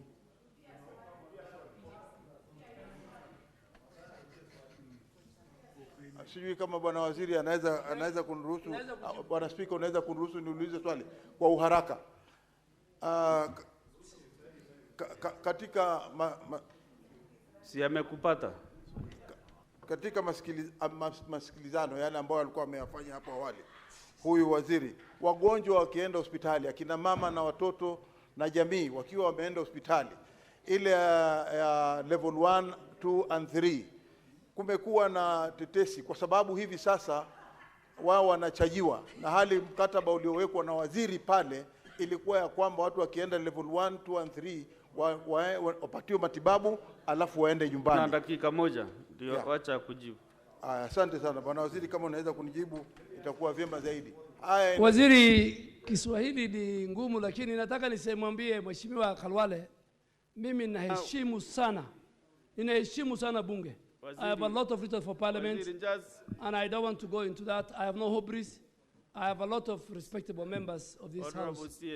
Honorable Chair, Kiswahili ni ngumu, lakini zile vitengo ya mimi ni Mkenya. Mimi si Mswahili, lakini natumia lugha ya Kiswahili. Nitajaribu, lakini isiniletee shida ya kwamba waziri wa afya ameshinda kuongea lugha ya taifa. Ile zahanati ya level 2, level 3 na level 4 zingine ambaye tunaita kwa lugha ya Kimombo primary health care, ambaye inatibu wale wa Kenya wa kukuja na kuondoka, kwa lugha ya Kimombo inaitwa outpatient. Nataka nihakikishe ya kwamba hiyo ni bure na inalipwa na serikali kupitia bajeti ambayo inapita katika bunge la kitaifa. Na mwaka huu ile pesa imewekwa ni bilioni 13. Na hatutakubali, na ni kinyume ya sheria, kama hizo zahanati kama ni ya kibinafsi, zile zinaendeshwa na vikundi vya dini, ama zile zinaendeshwa na serikali zetu za county, kulipisha wa Kenya. Na tukijua wewe unalipisha, basi tutakunyang'anya ile leseni ya bima ya kitaifa ya SHA, kwa sababu SHA ndio inakupatia pesa. Na kiongozi wa wachache katika bunge la Senate, nataka niseme hapa leo ya kwamba ile pesa ushuru ama ile pesa county serikali zetu za ugatuzi wanasanya, ile mnaita kwa lugha ya Kimombo county revenue, on source revenue, kila county pesa nyingi, 65% juu kwa 100 ni kutoka pesa ambayo wanapata kutoka sekta ya afya, na hatuwezi kubali.